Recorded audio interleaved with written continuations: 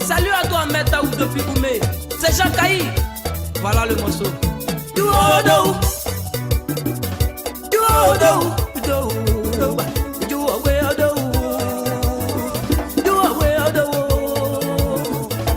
Don't want bien maman. Don't want bien maman. Don't want bien maman. You know what we do. If I tell you multiply your baby, you can do away of the world.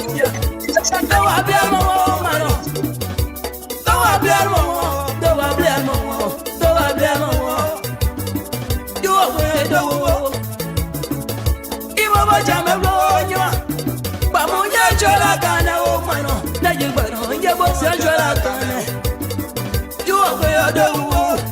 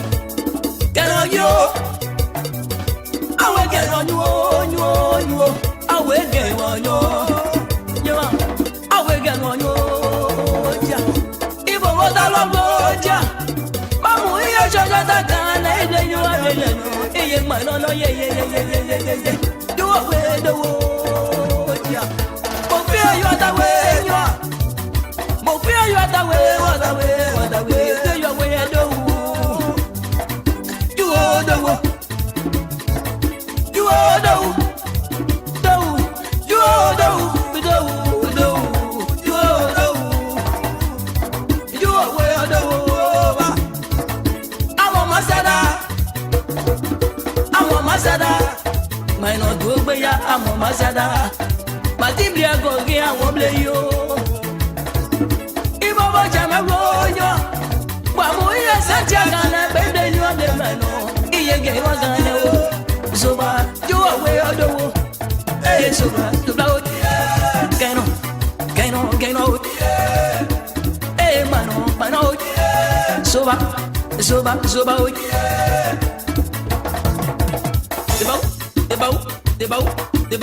Débao. Yeah, petit bailli, l'enfant de petit Jokwe. Toujours choco. Merci, papa.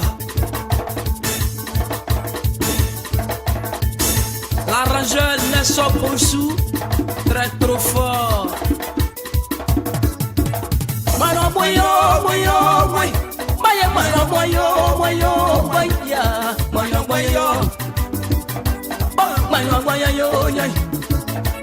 Ayae, kawedit ayae, do mano, ayae, iye didagane o, ibo wajana gonywa, basanjuale, abojuale o, mano, no alable undebwe, mano, aini zemeyo, mano, mama Josadi, mama Zara, moyu Zara. Oh, you away of the world. Iya Janati, don't mano. Iya Janati, baby, on the side. You away, oh, mano. You away of the world. Yarata, yo, mano. It's okay, no, say you. It's okay, no, say you. Larissa, get it, one player, so bad, yeah. Hey, so bad, mano. Mino, get out, Zoba, oh, yeah. Ibole, whoa, Ibo Italy, whoa, Matimbli, they are done. Even in the rainy day, you were always there beside me. Mama,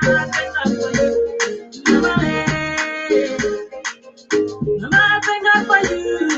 Mama, thank God for you.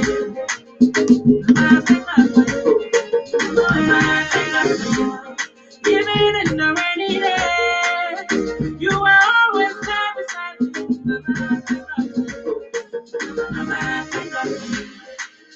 Let me tell you a story about a girl and her mother. The girl was so beautiful for the eyes to behold. Well, folks, we want to welcome you. Let me check my microphone. Okay, I believe my microphone is good.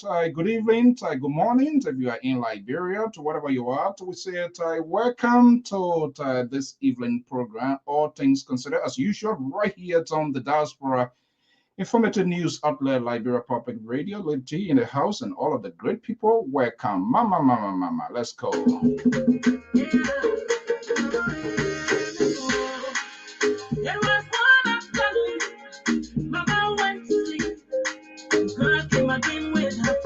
We have to cheer all the mommies. They are good people, man. So we have to. I don't know anybody who doesn't love their mother. I'm wondering which planet are you from. Behold the girl and her friends. When she saw her mother, she ran to her mama. Who told you to show your face? They did not tell you to hide. And that's the voice of Liberia, prolific gospel artist, Ambassador Adam Cavent, voice hovering right here. This evening time check here is 8:14 p.m. Eastern Standard Time, a little after 8 o'clock local time in Liberia. Welcome. She went laughing and waiting at mama. Then mama began to cry.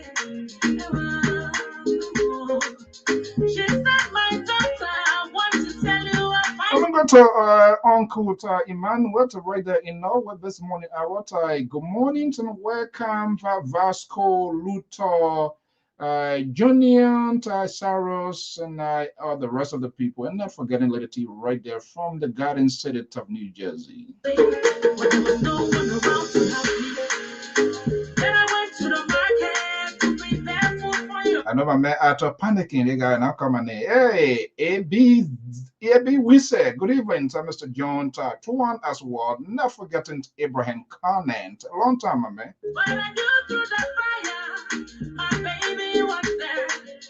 And I knew through the George Young says no exceptions, and Leon Bridges. I went through the fire, not for wedding ring. This is All Things Considered right here on the Liberia Public Radio. What are you considering? We're going to open the phone lines here. My sincere apologies. Recently, the line, something happened. I don't know. You know, Uncle saying right in the country, if you don't do what you're supposed to do, they make you learn the highway, right? That's why you see, I got much from head to toe. That's why you see, I'm so ugly from head to toe. Your father abandoned me because of my condition. Even my people to them. Yeah.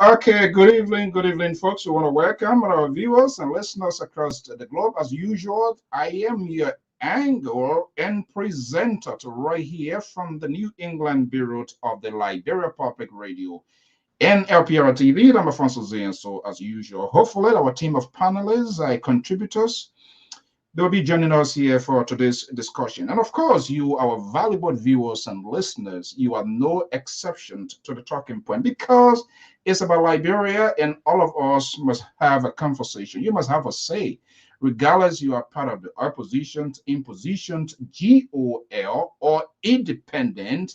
I'm not sure whether we have one because people claim to be independent, but very quick and very fast, you get to know something can trickle in.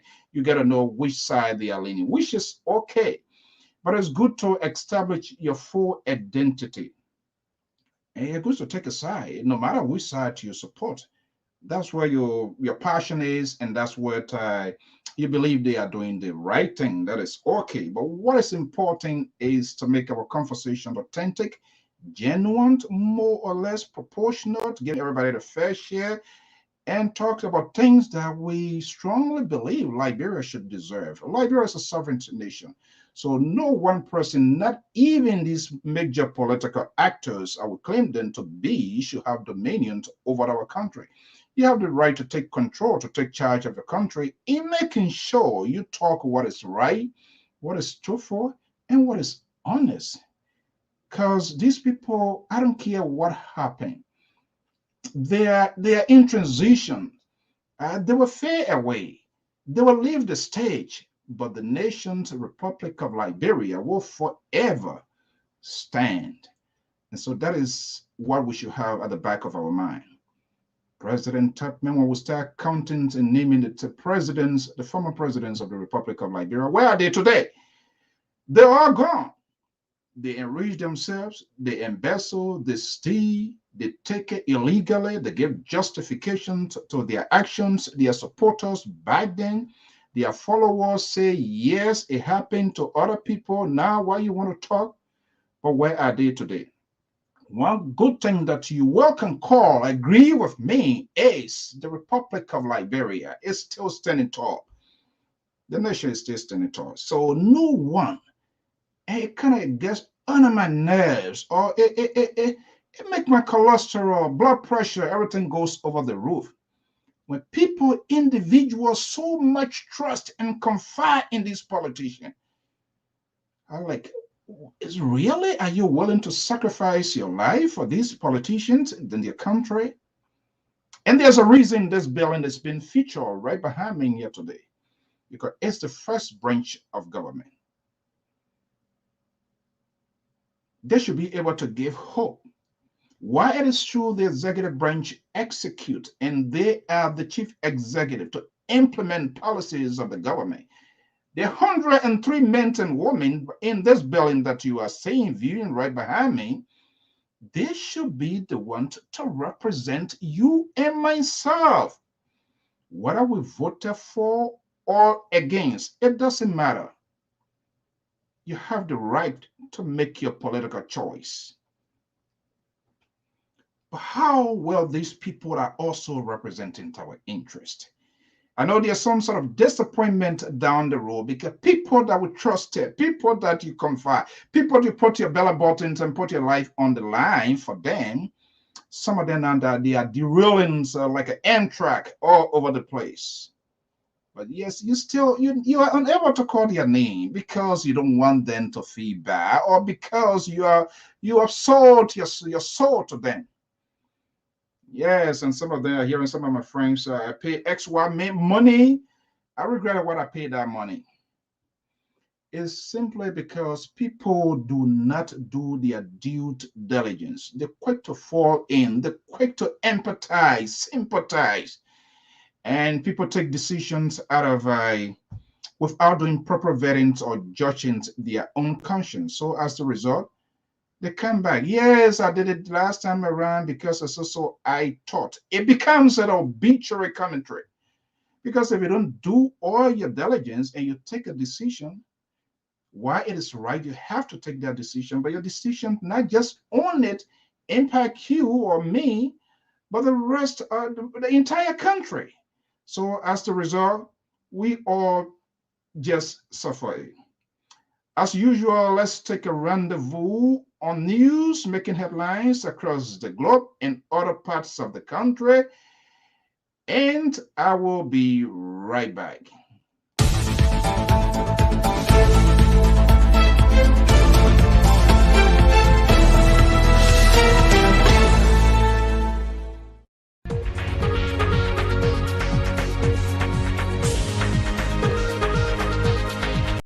Fast spend, I intend to engage you here.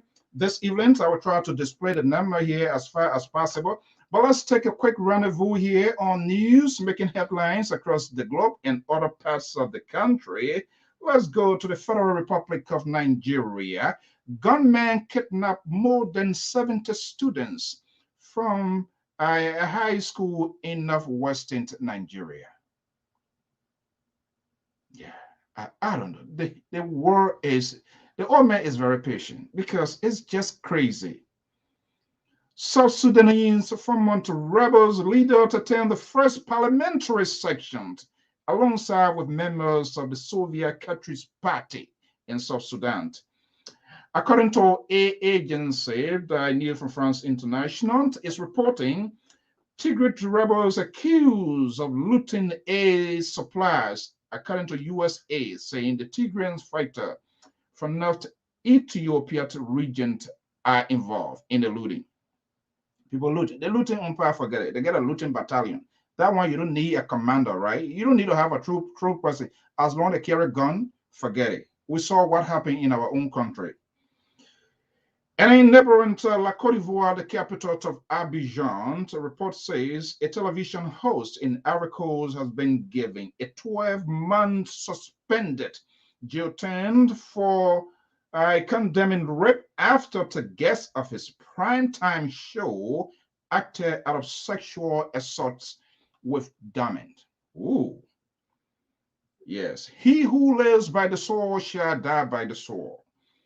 Sahi Ali Shat Gahandit is the Kashmir. It's in India. You know, one of the places here to trouble area. Separatist leader dies at the age of 92. He towed the gun for I don't know how many years, and so he have to die with the guns. A report from Liberia, our own motherland, West African state of the Republic of Liberia, Central Bank Governor Mr. Aloysius Talu has been selected to chair the West African Money Zone Committee of Governors. Wow, there are some good things coming. These are some of the major news trending, and we're going to be looking at some other development in today's editions of All Things Considered. And remember, on Sunday here, going to be one of our big KSI talking point, where we're going to be hosting the political leaders of the Alternative National Congress. How many political parties in Liberia? I can't even remember because every other day there's a new party. I am not saying ANC is a new party. I'm just only telling the growth in the political institutions in Liberia. What is even too responsible? What are the guests are here or my analysts are here? You are the most important persons in this sort of conversation when it comes to Liberia. So as long as you are here, I am cool. The Liberal, hopefully he's recovering. He was a guest speaker from my former district. So I think he's suffering from hangover or what about over here? I hope he comes here. Let me see what he says at our convention if he's going to Totown and Grand County, because our sister river bridge, it was built in the 60s by the Vietnamese, same age group of the Waterside Bridge. You remember that bridge that collapsed? Yeah, it was within the same time frame that Sisters River Bridge was built. And if my memory can serve me right, I can't remember when last that bridge was ever conditioned or looked at technically. So the man from Totown, it is that very bridge he crossed to get to Totown. So I'm waiting. He's a Liberty partisan. He always say Liberty partisan USA. I'm waiting to see whether he's willing for the Liberty Party to take over before he can go face the bridge or whatever it is. Well, I want to welcome all of you here this evening. As usual, I'm Alfonso Z, and so I will try to do my best I can to put this number out here. Let's see. Let's profile. I want to be getting your take. And like I said, Mr. Alexander Cummings, who happens to be the political leaders of the Alternative National Congress, one of the major political actors, is important. However, there's another greater portion to that pending interview on Sunday. And I'm hoping that the folks within the ANC corridor, they will also make time when he shall become a full-fledged candidate. Then that's where the real questions will be asked. That's where the real questions will be germinated, because right now he's not a candidate.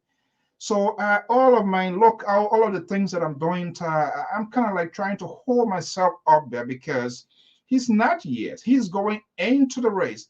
But hopefully Sunday conversations are going to give us an idea or clue in which direction this guy, if he's to become a president, how he's going to lead the country. So welcome to one of our prime time followers, Madam Agnes Samukat Mulba. Good evening and welcome, and to all of the rest. And here comes my key.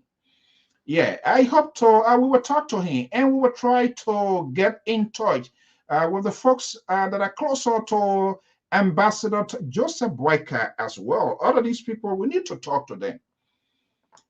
Presidency is not a beauty pageant. It's not a queen contest. But we need people that have the country at heart, and not just only have the country at heart, people that are faith, and not just only people that are faith, people that can take decisions and stand for that decision. And not just only that, it should not be parties driven. People who will have the country, who will know this is a sovereign nation. And whatever decision I take as a chief executive, that decision not just only affect your cabinet ministers, your deputies, your assistants, but in fact the entire country.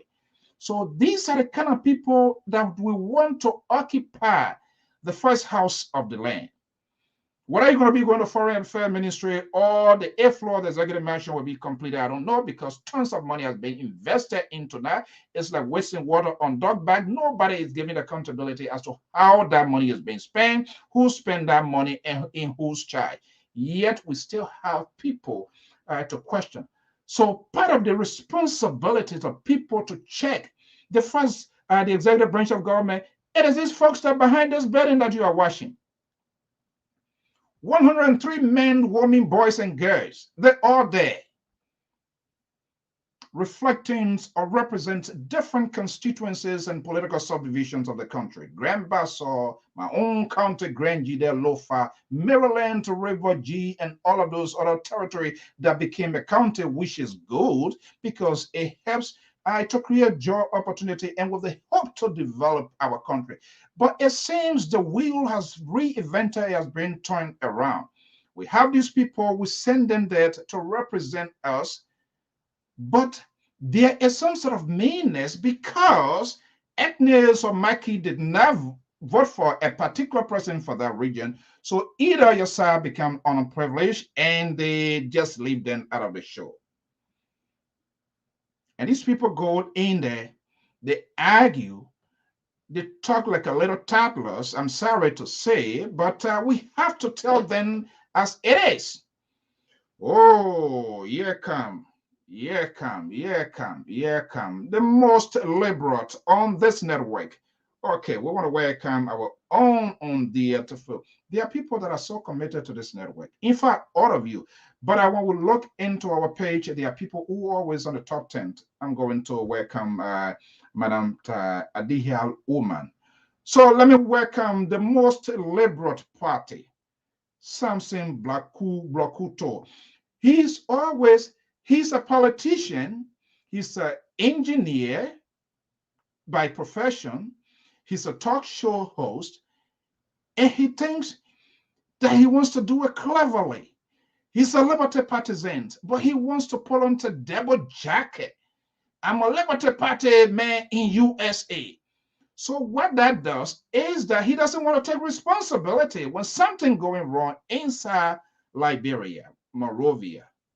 When Nyombi Kanga does it wrong, you will not hear him talking. When A.B. Darius Dillon does it wrong, he will not say anything, all because he distanced himself from the folks in Monrovia. Let me just break in. He was on the center stage right there a few days from the border states of Philadelphia, where he serves as a guest speaker of his own district. Right now, I can tell you, you're not guest speaker here. You are on my wing. This one year, I tell you it right now. You will flow with me. The most liberal progressive. Good evening and welcome.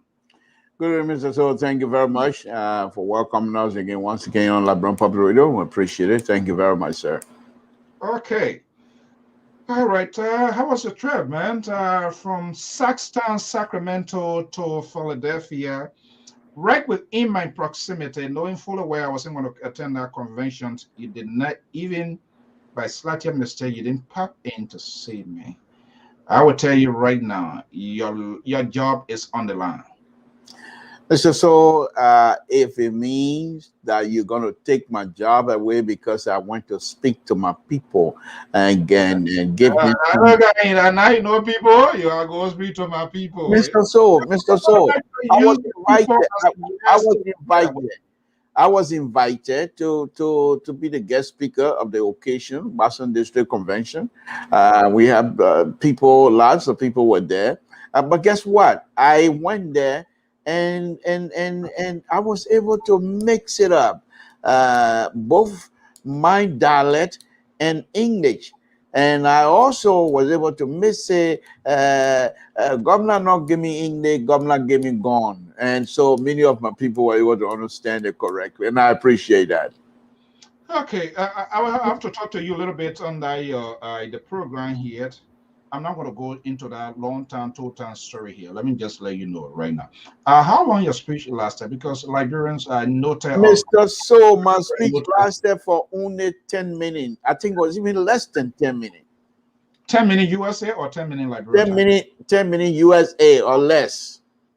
10 minutes. Okay, that seems to get a good recipe And inside. that's why a lot of people really appreciated the fact that we were able to Oh give man, you can't wait that you will praise yourself.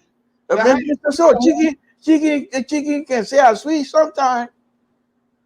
it will go much deeper and go inside the speech. Mr. So, one thing you need to know, I was recognized by the mayor of Monrovia, Honorable Jefferson Kochi, called me the liberal. So, you know, you need to understand that. You need to understand that. Not many people Jefferson Kochi referred to as liberal. And he did. He recognized me as liberal. And also, my people of Boston District invited me to speak to them on issues of importance. And so I did. So, Mr. So, I mean, this is not something to play around. This is a very serious business. And the liberal progressive deliver on time. And the women were happy that I was done because they had the opportunity to dance. Oh, wow. This it seems to freak out with this Jefferson Cogita recognition. Where are you going with this? But because Jefferson Kochi is like the third person in line, he's the third president of the Republic of Liberia. Wow. Okay. All right. Let's take a little quick note here to profile your your presentation here. So what's basically here? Let's do a quick profiling here before we come here, because we have to start holding people accountable from home from before you guys go there. We don't even know you have not even done anything. Quickly now you jumping ahead in your speech while people do this, people do that. What was it? What was the carrying point of that speech? What was the presentation to the people of Bazan District? And I called it the shaping Boston district through education. Education. Right. Why education? Well, the reason, to be honest with you, the president of the district, Mr. Jerome Poor, took it upon himself to truly get himself involved into the educational process of Boston district. And Mr. The president and his people, they built a high school in Boston district, and they were on the second leg of another high school construction process. So I talked with myself, if this administration and this association are very interested in giving young people education, let me then tailor my speech towards what I consider to be building Boston district future through education. And it was very interesting. Yeah, and I think it's a good start. In as much we front on governments and our national leaders, we also have a responsibility to make some sort of investment in our locale, our districts, our towns, our villages, because that's when they're going to listen to us to make some political decisions. So that is timely. So how was the convention in terms of attendance? Folks coming in. Yeah, it was very unique. It was very unique. This is some of the things, this is what the president was doing. This is some of the things that I came out to say. Thankfully, Mr. President, while your administration has demonstrated and continue to demonstrate with respect to the district educational infrastructure capacity building, erecting schools building, seem to have provided some specific direction in my mind on how your administration intend to shape Boston district future through education. And I went on to say, one of the things I also brought up was this, and I think your audience will understand that. I said shaping Boston district future through education. But by this time, Mr. So, I was in crime. This is no English here. I'm just reading it for your audience to understand. But most of it were in crime. I was able to read this speech in crime. That was very interesting. I never thought that I had the ability to speak the crime the way I did that night. You imported a teleprompter from Grandview? This is my teleprompter right here, right in front of me. So I went. I said, by my observation, it is fair to say that most of you in this room tonight have spent part of your life pursuing formal or informal education through school, from SOSO to bachelor degree or higher. It is also fair to say that most of you, your vivid memories of life will most likely include interaction and experience you had in school. If this assumption holds true, I say, then I will argue that it is those interactions and experiences during your school days that help shape your future and made you who you are today. I will also argue that if this interaction and experiences that are the link to creating a sustainable future for you and your family today. The former South African president Nelson Mandela also said, education is the most powerful weapon you can use to change the world. And so I employ my brothers and sisters from the Boston district to use this opportunity to help the association, to help them to change the world by providing the educational platform that our young brothers and sisters back home would need. And so when I and this is all, most of it was in Crown now. But that's not Crown you're speaking right now, though. Is that a Crown dialect you are speaking right now? Mr. So, does it look, my English must be real bad tonight for you to interpret my English to that of a Crown. Of course, Crown.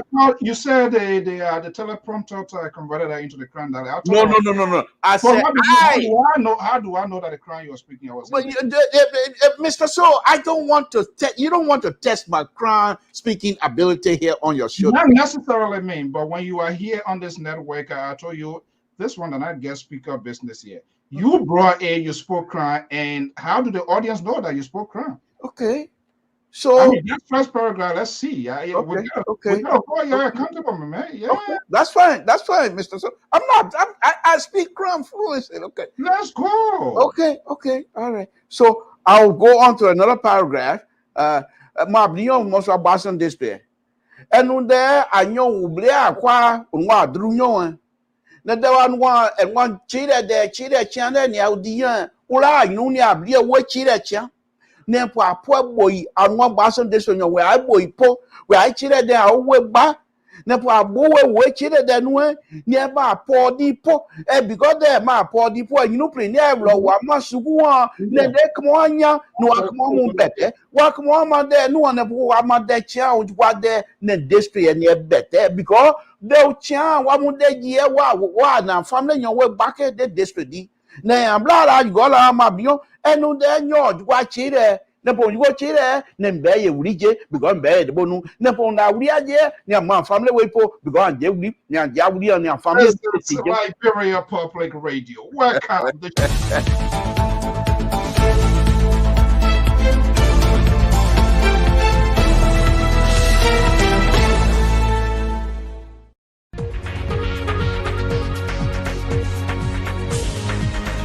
Liberal progressive, you passed this test, my man. Wow. And I think it is important we do these things here. The Nigerians, the Ghanaians, they believe their tradition. But we Liberian, we can't even speak our own dialect. The borrowed language, which is an English language, we are not even fluent. We mix it up, we take it from the rear, we put it in the middle, from the middle on top, and just put all of them together, and everybody says "Sao." I think we need to be doing this. That was wonderful. Thank you so much, the Liberal Progressive. Thank you. It was very interesting, to be honest. It was very interesting because when I got, after writing this beautiful speech in English, of course, so the intent was to give the speech in English. But when I got in there, and I recognized the audience that I was going to be speaking to, I thought within myself, these are the people that are supposed to be helping the district to shape the future of our brothers and sisters. So what would be the best way for these people to understand exactly what I'm trying to say? I decided I'm going to speak the dialect and mix it up. And I think the president and administration were very grateful for that as well. Okay, my sister, Princess K. Masale Swansea, I think I should leave from here. Wow, Princess, stay, don't leave. You know, there's something in communication that calls know your audience. Pop is something, it has to do with public speaking. That's very, very much important. And that's what is lacking within the Liberian corridor. Public speaking is lacking because they don't know their audience. They don't know how to communicate. They don't know how to get your message. It's not just only to go in a encyclopedia to grab words and throw it out there, especially when you have some old folks, people of different background in terms of their education. How will Yes. you go in an audience with my old lady who just came in and you want to act like concomitant Sawyer, using concomitant simultaneously? What the heck are you talking about?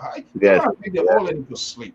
So, Yes. Princess, I don't leave. Just stay with us here. But Listen, but that was we it. are very inclusive. Not to be a little bit personal, but we are very inclusive in terms of promoting and respecting the culture and the quality of Liberia. And my and Because my we go in the English language anyway. my years too now, Mr. So as I was speaking, I continue to remind the audience that I'm not a conservative like the soul and the George on here on LPR, but I'm the liberal. And every step of the way, I remind the audience Yeah. that I am the liberal, and my views are liberal views, and Yeah. that the idea. And one of the interesting things that I said, Mr. So, on a very serious note, I pointed out to them that the bike, I tried to give the administration that most of the suggestions that I was giving that night, that they will be difficult to implement because our folks back home, Mr. Soul, to be honest, they do not believe in girls' education.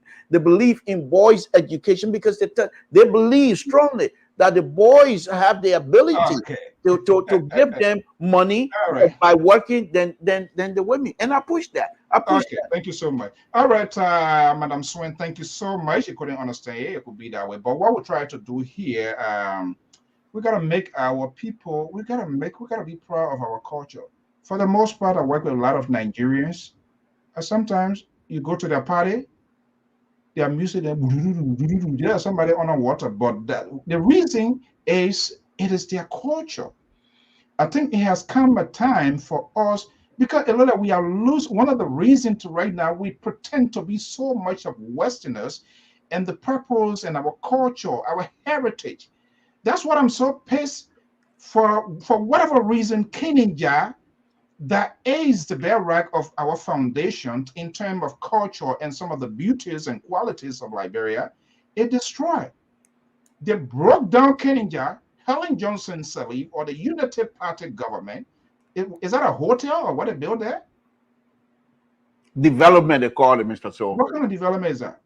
Mr. So, Unity, I'm not here to defend Unity Party. I'm here. I'm a No, little. don't even go there. You are part of the collaboration. So Yeah, yeah, but the honeymoon, I'm telling you right now, they joined us. The Unity Party joins Liberty Party. you join them as well. No, We are they joined us because of our and strong. you agree with them. They join you agree with forming that collaboration. They The joined us. honeymoon, I tell you now, in the next few seconds, the honeymoon is about to end. Mr. So, I don't think there's any kumbaya here between you and myself anyway. So Okay, there's last nothing layer, here about any honeymoon or what have you. okay, last layer before we get to major national scene here, because we're going to be opening the phone lines here.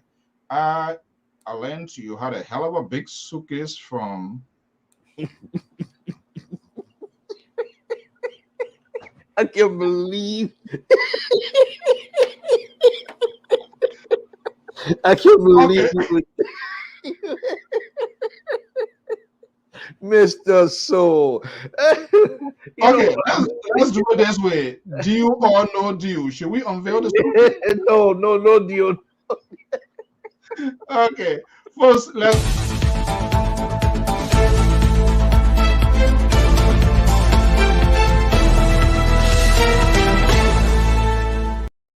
Okay, good. This is what we do. Sometimes we just, this is all about it's a recreations and some sort of a therapeutic stuff. Okay, so let's have a conversation here.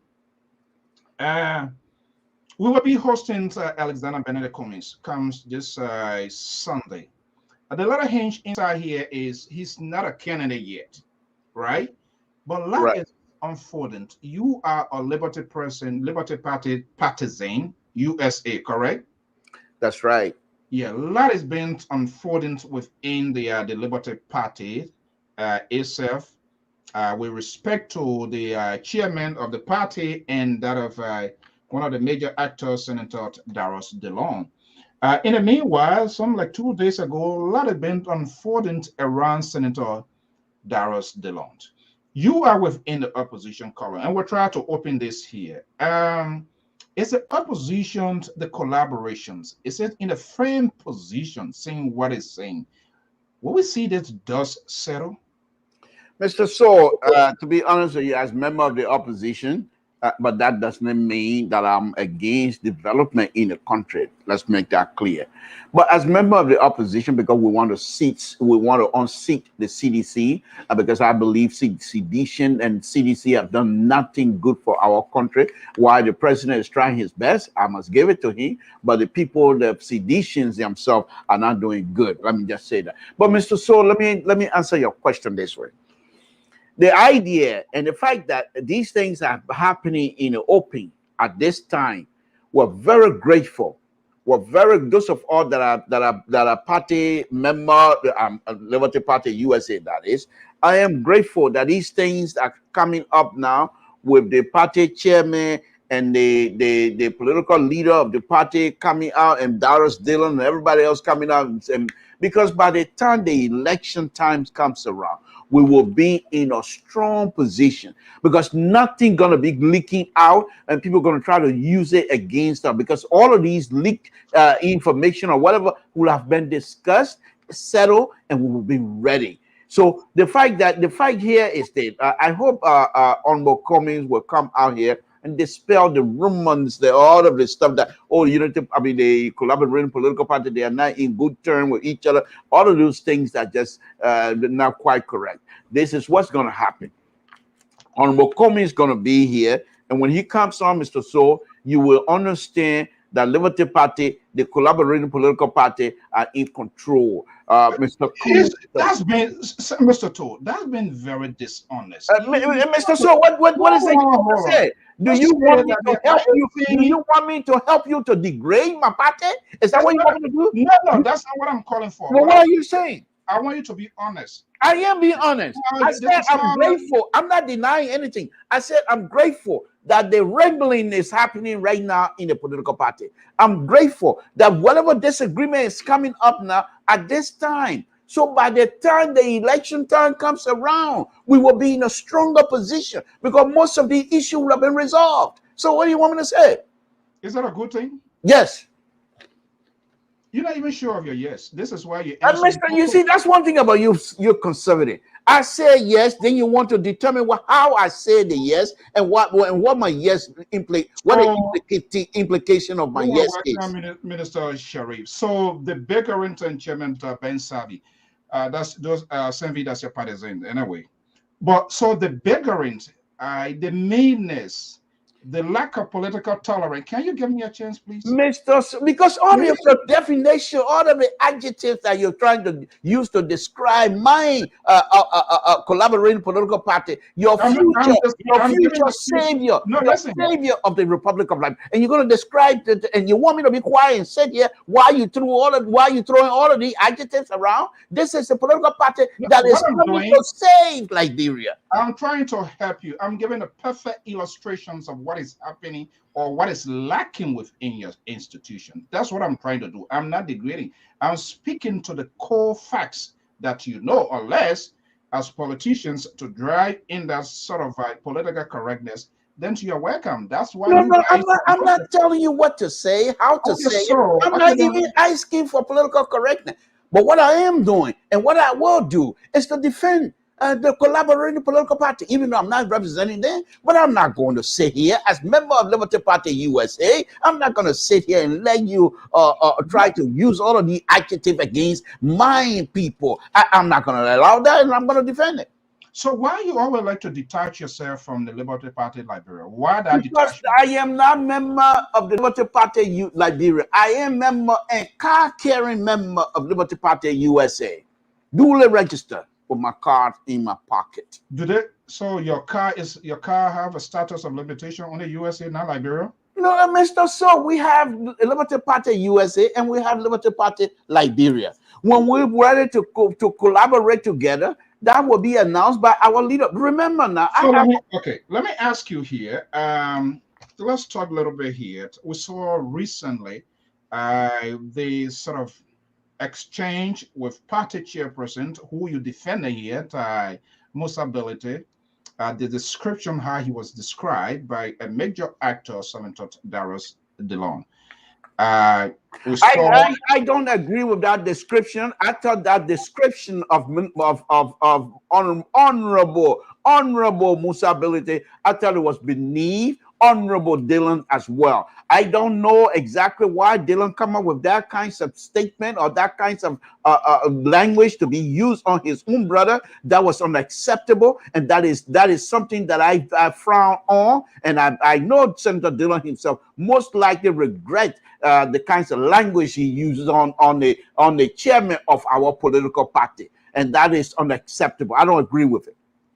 I don't know what I was regretted because, as usual, Liberian politicians, they are not that brave to come to their, if the goes wrong somewhere, to come back in positions. This is what I say, it is a slip of tongue. So I don't know whether you're making that sort of true confession in behalf of Senator Dillon. You don't even hold a membership in Liberia, so I'm not sure what I am. No, but I'm not speaking in defense of Senator Dillon or somebody who is representing Senator Dillon is capable. He's the light. For Christ's sake, he's the light that continues to shine all of the bad deeds in Liberia. The senator has a light, and they're not Chinese lights either. This is a light that was built here in the United States. Strong, and durable. Okay? And he shines the lights all over the bad deals of the CDC, the bad deals in the Senate, the bad deals in the country. And for you to see, but from time to time, Senator Dillon, he's a human being like any other person. So we will give him that from time to time, mistake will come from him. What does it mean? The statement he's a human being like any other person? Mr. So, is he not a human being? He's a human being like any other person. No, but I'm trying to know much better than you. Well, let me give you more then. Then that means I will give him the pass to say he make a mistake. From my standpoint, it was a mistake. From my standpoint, I don't agree with it. The language was not the kind of language that somebody James, what was the mistake? By coming up and describing the honorable Musa Ability as such. I thought it was a mistake, and I don't agree with it. That's the only mistake so far? Mr. So, I'm not here to give you lengthening of mistakes and of who. Let's go down to your president, the president of the Republic of Liberia. I don't want to do what CDC usually do. They'll come out and say, I'm not going to. This is what's going to happen. I'm going to focus on CDC at a later date. We're trying to reach out to them, and hopefully they will come. They're not going to come. CDC will not bring anybody for you. Because they're afraid who they're going to give you. Manuba Malu, because if Manuba Malu is allowed to come on LPR, I will ask him about liquor talk. And Manuba Malu will not talk about it. So they're not going to give you anybody to come out here. Jefferson Kochi was brave to come on LPR. And when he was here, he was very genuine. He was very genuine to tell us the truth. And this is what we look for in a leader. Jefferson Kochi, with all of the things that I have said about Jefferson Kochi this, Jefferson Kochi, but when he came on LPR, in fact, before he appeared that night, I took him to tax. Before he came on? But when he came and said, besides all of that, there are some challenges in Liberia that we're facing as government. And these challenges we cannot solve unless we all come together. That is the hallmark of a leader. Not somebody who come in and say benevolent dictator and all that kinds of stuff that is not conducive to the Liberian politics, and you want to come in here and call yourself the smarter young man in the room. You know, Samuel Toy is not going to come on Liberian Public Radio. Okay. He's afraid. So here is the deal here. I'm not going to allow you here to create some sort of distraction on me, because I told you the concentrations of this conversation here this evening. And the reason we are not going, if the CDC professor is here, probably we can do that. But the reason we are keeping focus here, we will be bringing to Mr. Alexander Cummings here on Sunday, which is part of the collaboration, part of your team, which is great. This is the framework that I have in my hand. But let's do a little bit quick profiling here of Alexander Benedict Cummings. you have 4 political parties coming together. I still have a lot of apprehension, and that's the conversation I'm going to be keeping, because this interview is going to be a very strategic and a professional one.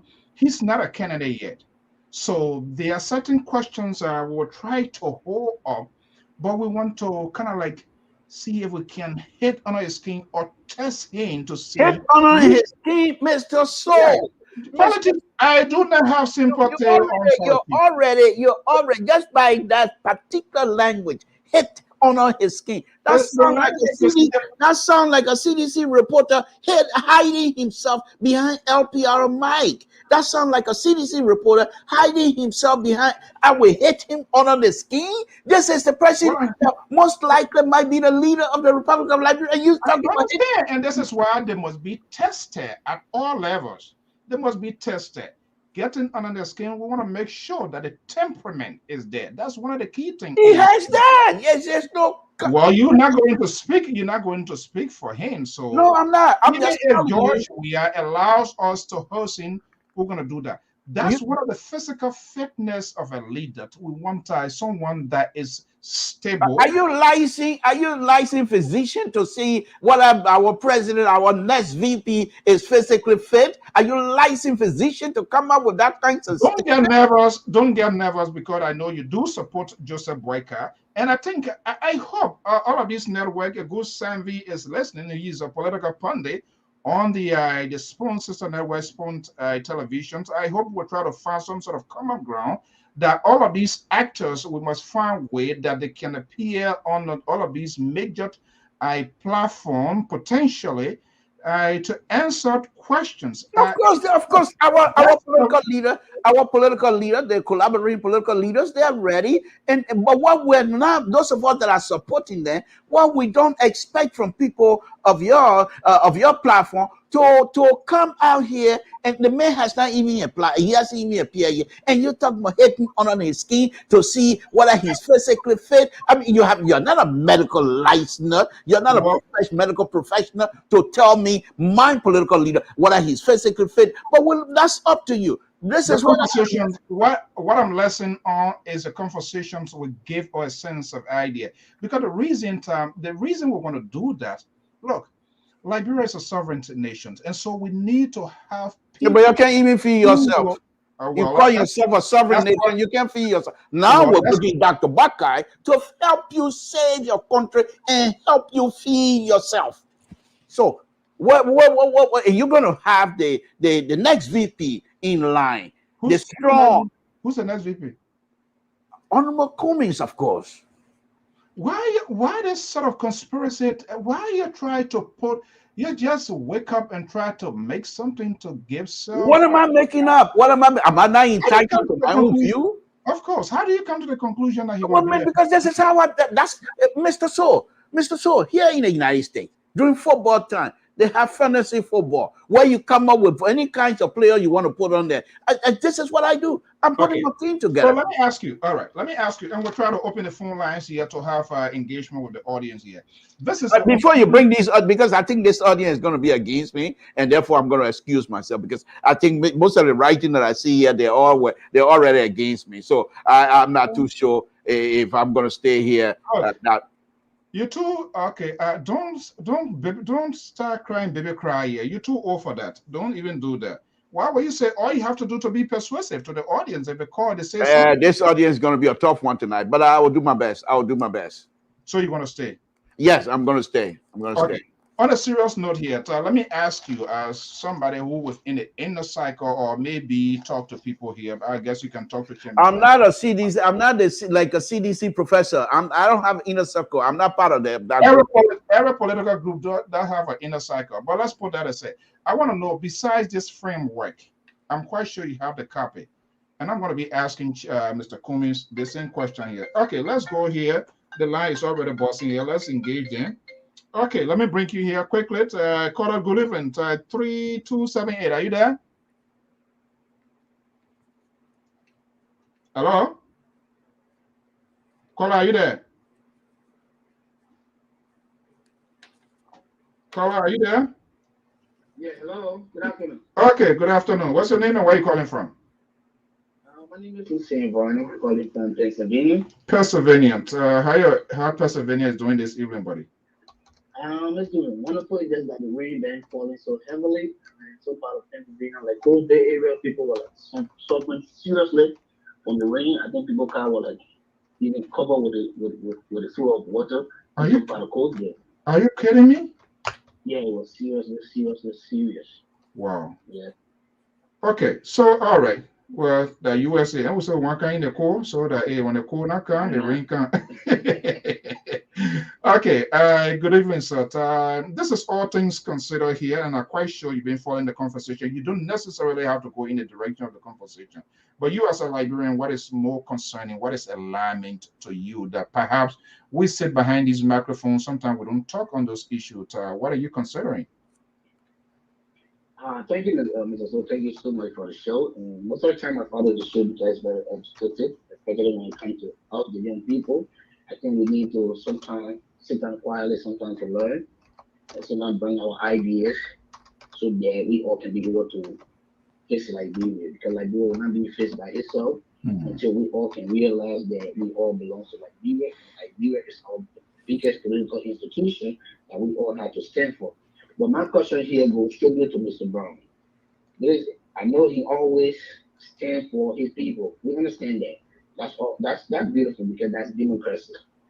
But like just now when I listened to him talking about Mr. Boakai, about coming into presidency to feed the Liberian people, or men that have opportunity under door administration to serve the Liberian people when it comes to rest issues in Liberia, and that never materialized.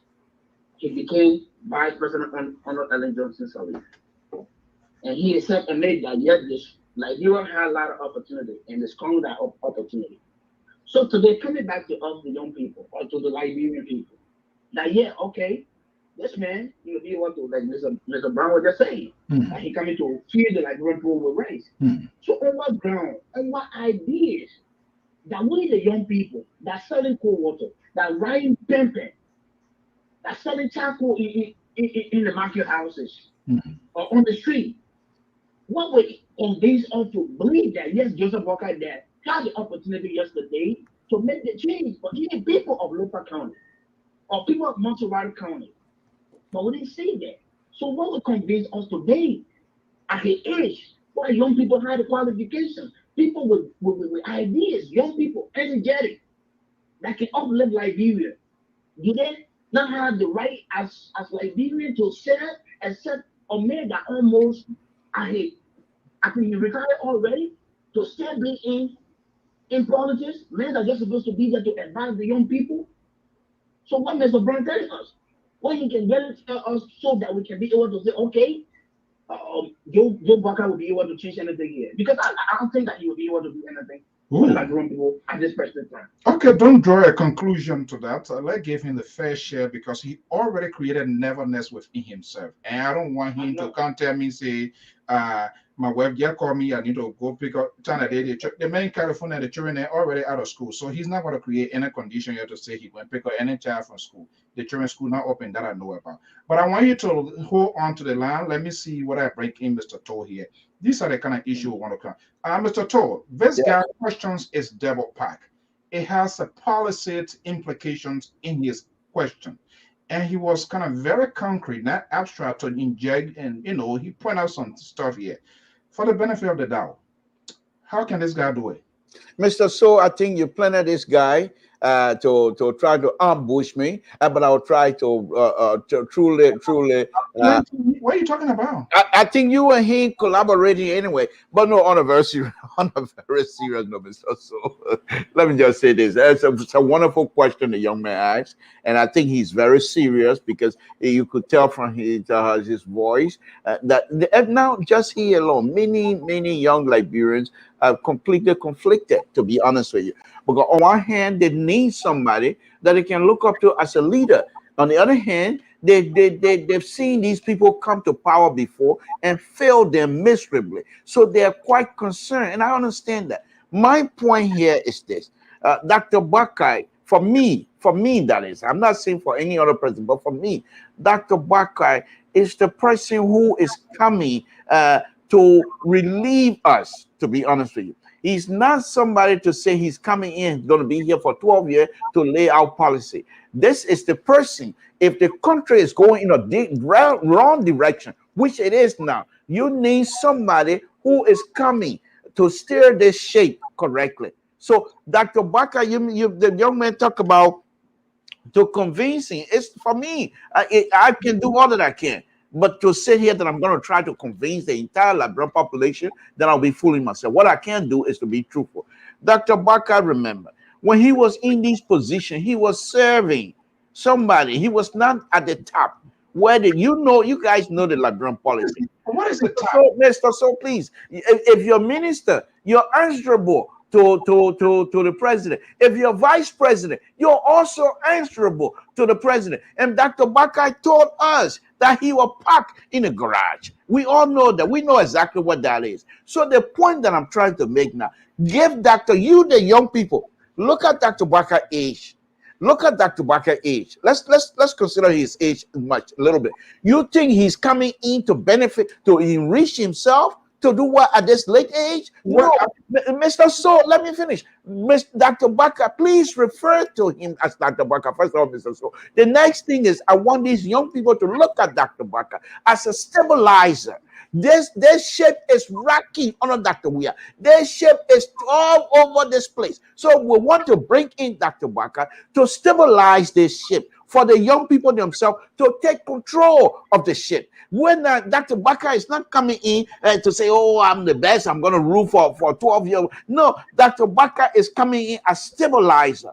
And with his experience and the fact that he has done so many things, okay, for our people, back here and then back home as well. And the fact that he has the ability to stabilize the country, give him the opportunity and see if this ship is not going to be stabilized. But for me, I can assure you that with Dr. Baka ahead, this ship is going to be stabilized. Okay, I don't know the perfect or accurate interpretations of your stabilize mean what it means, but I'm going to go back to the gentleman here. He asked the question.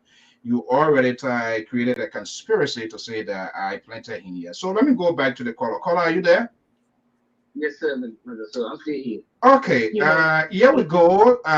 Samson To is trying to put out a good defense here. So he says, stabilize. That's not even a good defense. So that's not even a good defense.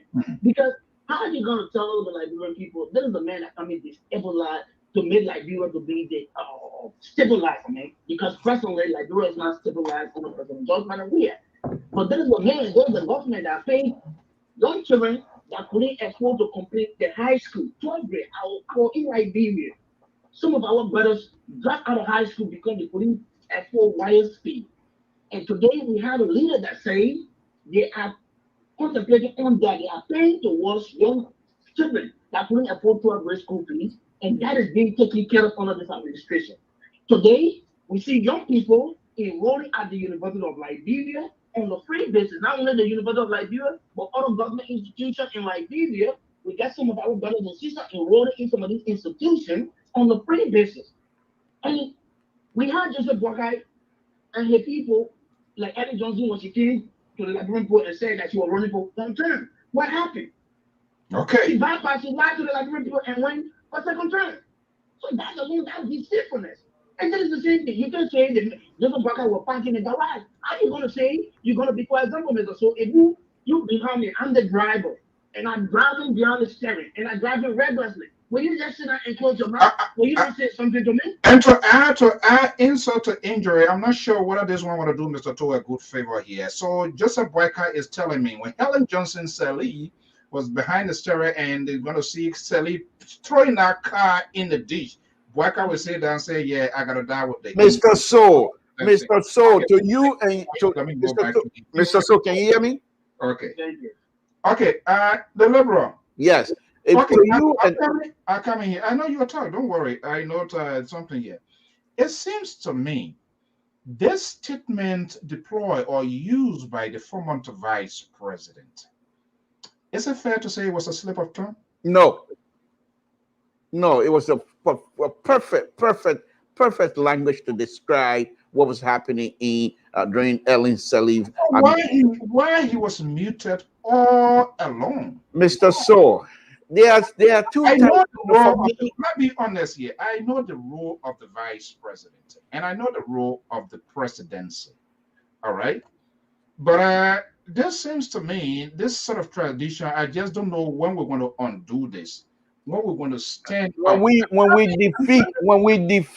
truly replace CDC led government, then you will see the It didn't happen. It didn't happen on a CDC. yeah, I understand that, but I'm saying, Mr. Soul, let me give it to you this way. Maybe you and the color perhaps not understanding what I'm saying. I'll try again. First thing is this: if you see a man like Dr. Baka is to say this government on an Ellen Salif, Dr. Baka believed there is only one president at the time. He's serving as a vice president. And whatever consultation he has with the president is between him and the president. That is the kinds of leadership, responsible leadership you're looking for, number one. Second, Dr. Baka believed his function as a vice president is to be in charge of the Senate pretty much, and then also to consult with the president most of the time. So when Dr. Baka came and made that statement that he was parked in the garage, look at it from this side to say he was not being listened to. Number one. Second, if he was packed, how do we know? The man said he was packed. If mine, so why you guys are saying, why you are doing that, you are giving foundation to this to this politician to always after the buyout, then they want to blow us, and then you come back to defend their Mr. So I am saying to you, Dr. Baka is a stabilizer, and Dr. Baka is going to stabilize this ship that is rocking. This young man spoke about wire fee and what have you. The government off the cuff decided to do wire fee. They don't have the money. They don't have the money to continue with that process. It cannot be continued. That process cannot be sustained by whatever it is. They're talking about not paying a college tuition with many young Liberians. They cannot sustain that. These are people, Mr. So hold on. These are people that are unable to pay Civil 7, but yet still they claim to do all of these things. Where the money coming from? They're building houses all over the place. They're all over this place here doing X, Y, and Z. And the stabilizer, the savior, I call him. My words, not their word. My word. The savior of the Republic of Liberia. He's coming. And let us be truthful to ourselves. Once again, let me mention this. And this is unfair to Dr. Baka, but I will do so anyway. His age. Do you see Dr. Baka coming to this position to try to enrich himself? And this is why you don't want young men serving at this time. Wait until Dr. Baka stabilizes the country. Then the young man can come in. And then when a young man comes in, the ship will be sailing in the calm water. And so now with the ship sailing in the calm water, the young man now can take control of the ship, and we will all be fine. All right, we don't censor views and opinion here, as long as it's being expressed in a civic context, which of course, this is one of our valuable listeners, Mr. G. as a Vigwe. Mr. So, have Joy Howard-Taylor has resigned, or that she's going through under the CDC government? Very legitimate question, but here is the argument. I'm not a guy who goes back to things here. My vision, my focus here, let us go ahead. Yes, these things are going to be happening. But it seems to me there's still a struggling line here as to how the vice president is going to defend it. And I don't know when, not just only the vice president, when our leaders, our national leaders, be it elected leaders, be it appointed leaders, will stand up for the country, for the good of the country. That's my key question here, because they will say, okay, the president doing this. So, okay, because the president did it, so I just go away with the president. So when does we have the cabinet? When do we have a team player that will one day raise their fingers to the president or to say, hey, even though this is what you have said, but this is my side of it. It has not happened, and there's no indication that's going to happen. That's how you guys want us to live? Mr. So, speaking about the current vice president, she's not only not packed in the garage, but she's not even in Monrovia to be packed in the garage. There's packed away in Manga. She's packed in Manga. She's not even in Monrovia. She might be physically present in Monrovia, but her contribution to this government has been packed in Manga. So that means in order for us to fully participate, she's going to have to drive from Manga, and which they make sure nobody serve her fuel. No gasoline should put in that car for her to travel. That's how bad it is. Mr. So, you know this. The vice president, the current vice president, she told all of us that these people, when she said these people, she meant the current government and the inner circle. When they're ready to have meeting of importance, they have it at 1 o'clock at night.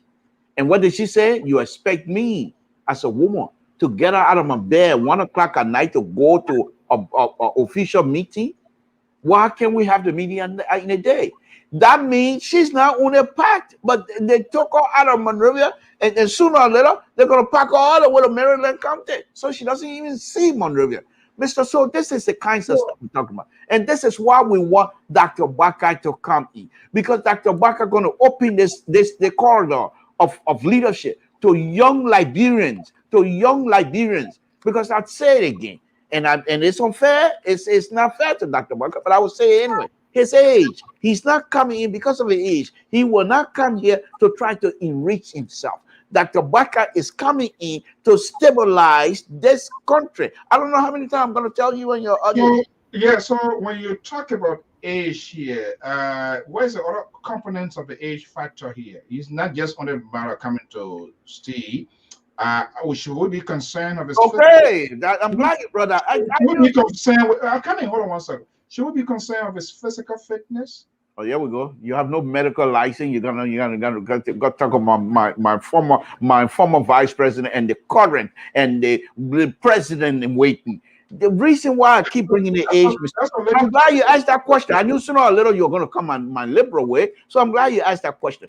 The idea of me bringing the age is this: not only is he physically fit, you saw him dancing with his wife the other time.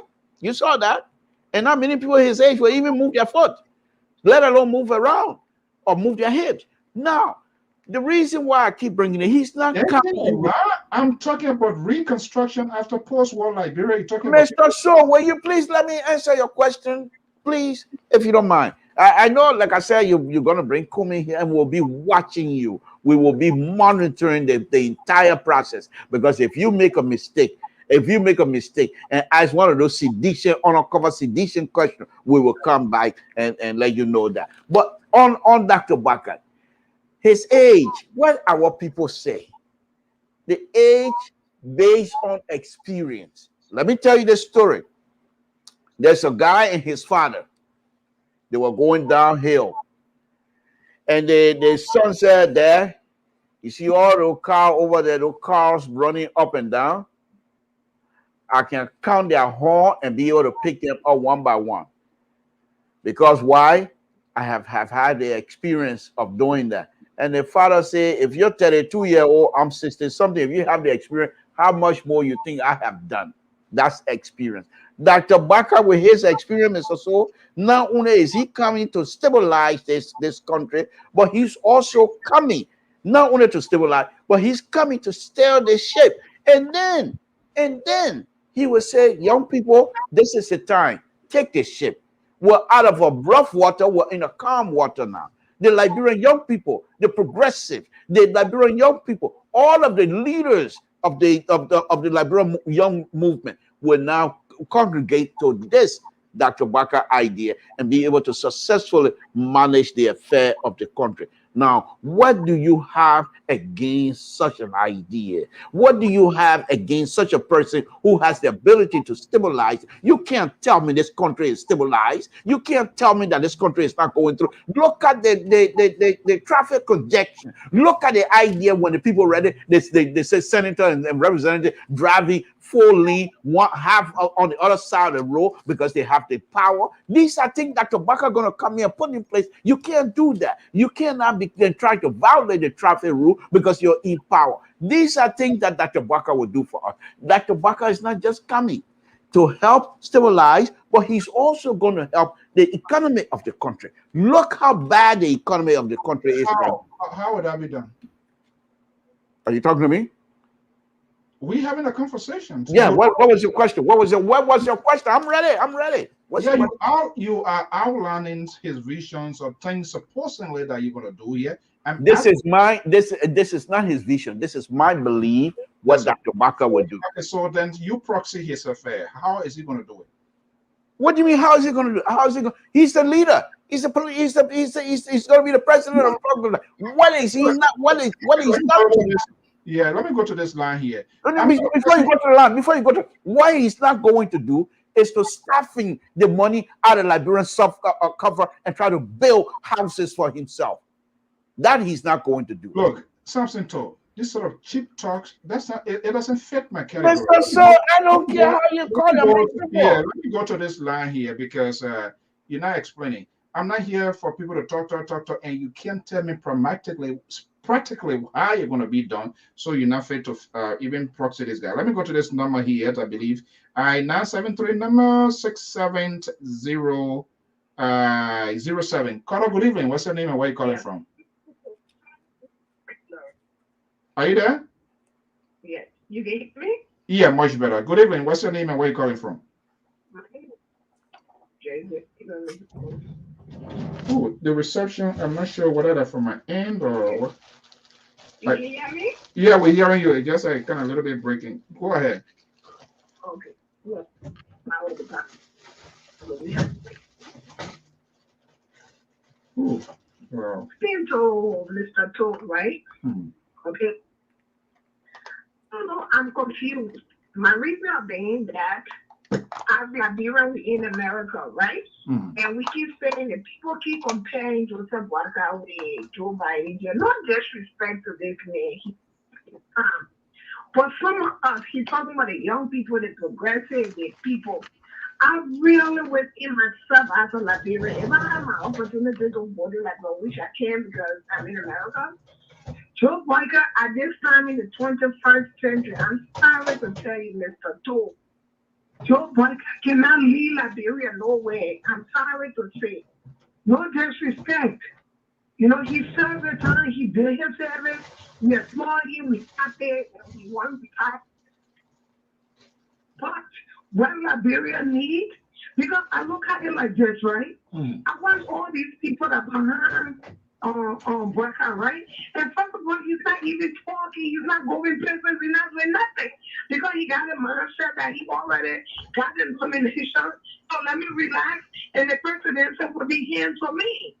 One way he open your mouth, one way he says something. Okay? And I don't think that man can lead that country. We have to be realistic. We have when Liberians in there, we need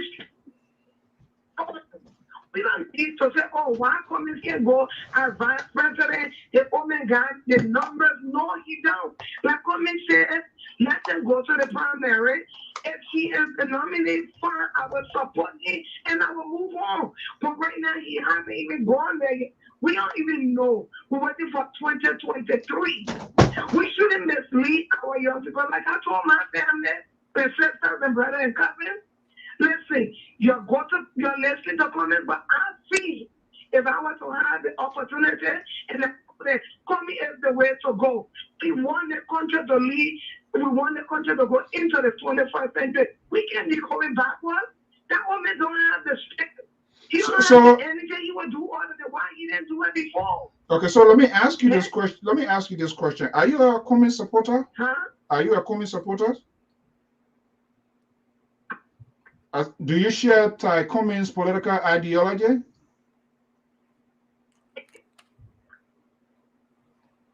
I don't know why your line is breaking up. Are you there? Hello? Okay, let me just. Yeah, can you call it a call back? I don't know why your line is starting. Okay, the Liberal, are you there? Yes, I am, Mr. So Okay. all I can say to my sister, is that I understand her position and she's part of us. However, I am pushing one line and she has the right to push the other line, and we'll meet at the primary and then we will decide. We're not going to squabble over who's going to be. Yeah. One of the things. Okay, let me see. She's calling back. Hopefully, she will be audible. Hello, caller. Are you there? You can hear me now, Mr. Cole? Okay, yeah, much better. So I was asking, I was asking if you shared Cummings' political ideology. Yes, I do. So why? Tell us why Cummings. Because you know why? We all be yearning for the country to do better, to thrive better. Okay, we claim that corruption is high. We claim people not getting paid. We claim women being, going to childbirth, dying. We claim the hospital. We claim all of these things, nothing in place. And now there go a person who can say, listen, guess what we all ask like what we can do to put our country back on the map. You understand? And everything he said, some of us, we're running for office. But me personally, some of the things he said, that's things that I'll be saying to myself about my country. Okay? Why not if you hire nurses and stuff? So we in America, as a nurse, you go to the hospital, you work in the hospital, in the nursing home, whatever you work. Every medication that you touch, they got the medication being counted, and everybody got keys. Right. As you go in that cabin to take the medication, you sign your name and what you use, and when you leave it, you sign out where you use and where you leave it. You make notes. There's none of those things being done because you know what? People say, oh, the nurses, they're stealing the medication, the this, the that. But you know why? Because if they were paying the people to do what they're supposed to do for the family, things wouldn't be like this. Okay? Teachers going to work, they're working, and they gotta run behind people. Sometimes they don't get paid. I don't even think we got public school system no more in Liberia. I don't think so. And not only that, just the other day, the ambassador of America was talking about the LEC. The man said the taxpayer in America, we take the money, we send it here. And you're using the current sooner or later, if you don't pay, we might not have this kind of service, but we're not supported no more. Okay, these are things that we got to look. So it's not like we. Yeah. Okay. Before I go back to Libra here, let me see. Another caller coming here. Let's see here. We want to get the voices of the people.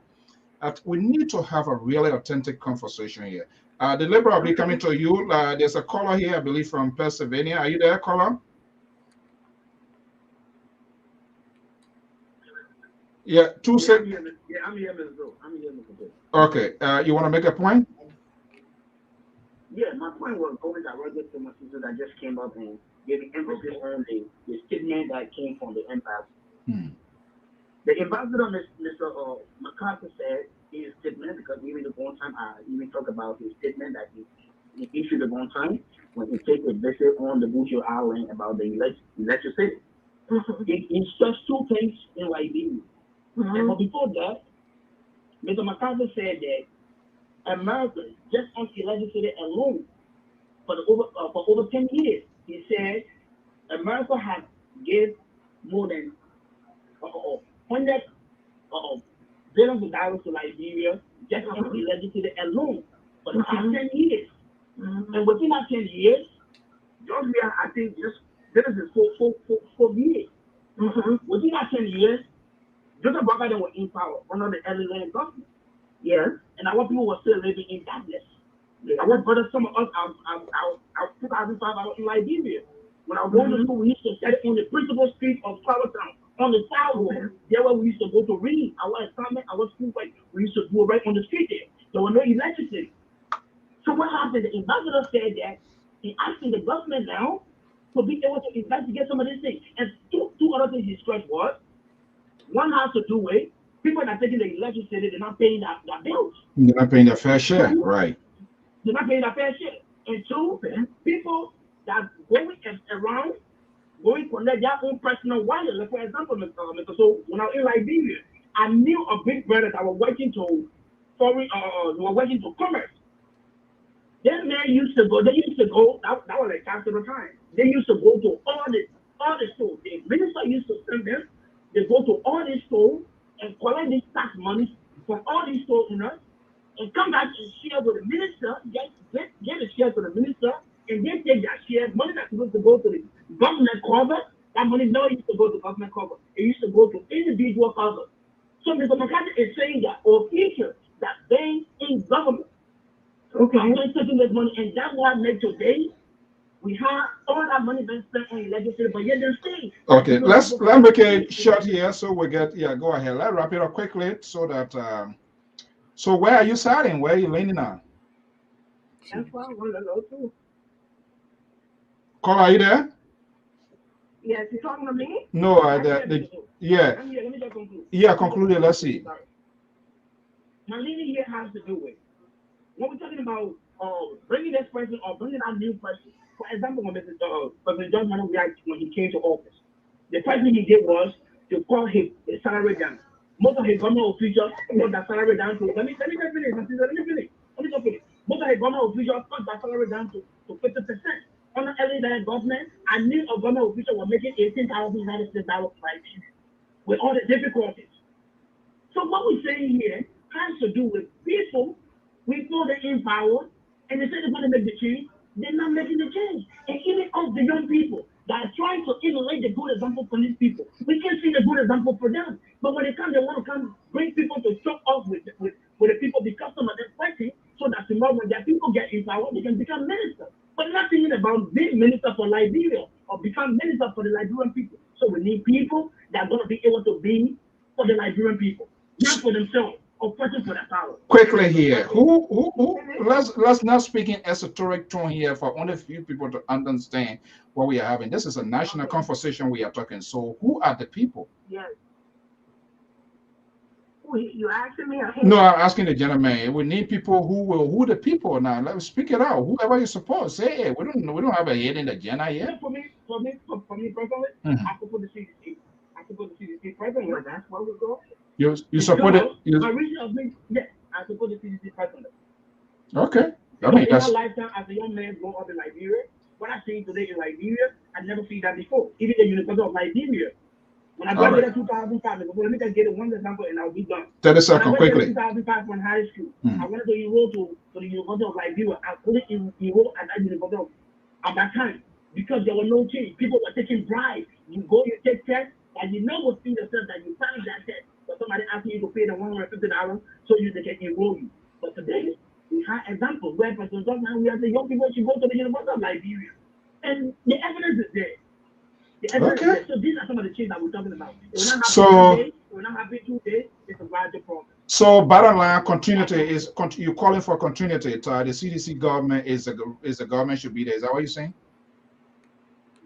Yes. Okay, I will try to take a number. I think we'll try to do some sort of sampling and get people from different political spectrum to see why they are taking the decision they are taking and some of their argument. All right, thank you so much, my dear sister. Go ahead, make a point. Yeah, Mr. Source, I knew where this guy was going. Let me say something to you, Mr. Source. A person who, okay, put it like this: as a parent in your house, right? You got children in your house. When the first thing you get up in the morning, your first priority is to tend to your children before you go out there, right? When Joe, we are kids in power, I was start with him, I would go to time. When he came, what did he do? He managed to accumulate all his wealth there, all his mansions and stuff. You know what the embarrassment is today? Right now, as we speak, my big only posted a couple of pictures of that, right? They're so quick in the first section, what he's talking about. There's no bathroom, running water, all the place. Go see the moon all over the building. Go see how it's disgusting.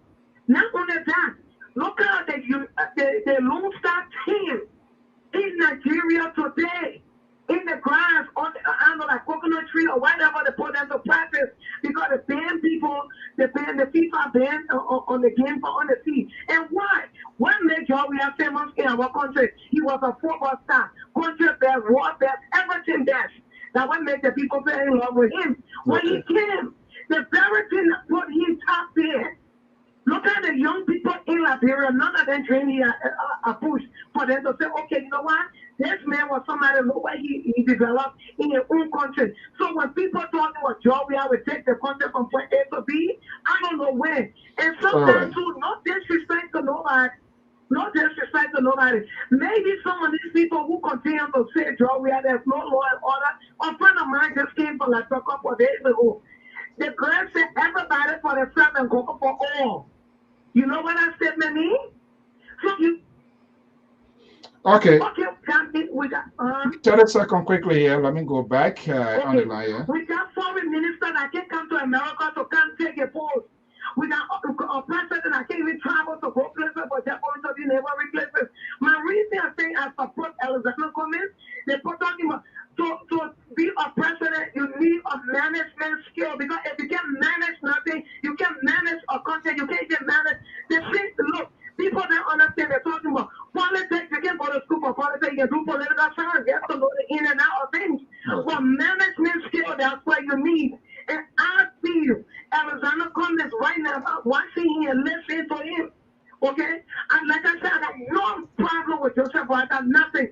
But personally, me, I think Alexander Cummings is the one that will take the country to the 21st century. Right now, he can't. I don't know when you again expect to do it. And if he can't come on now, 2023, I'm sure will come up. And the reason why they keep pushing right now, the constant and all of that, when I listen to constant, I want to make me feel like, okay, I used to follow the constant and who turn people on into listening to messages on Liberian news. But when you start saying, oh, I wanted women to run for one term, that time 2029, then you turn it over to us. So everything is self-interest.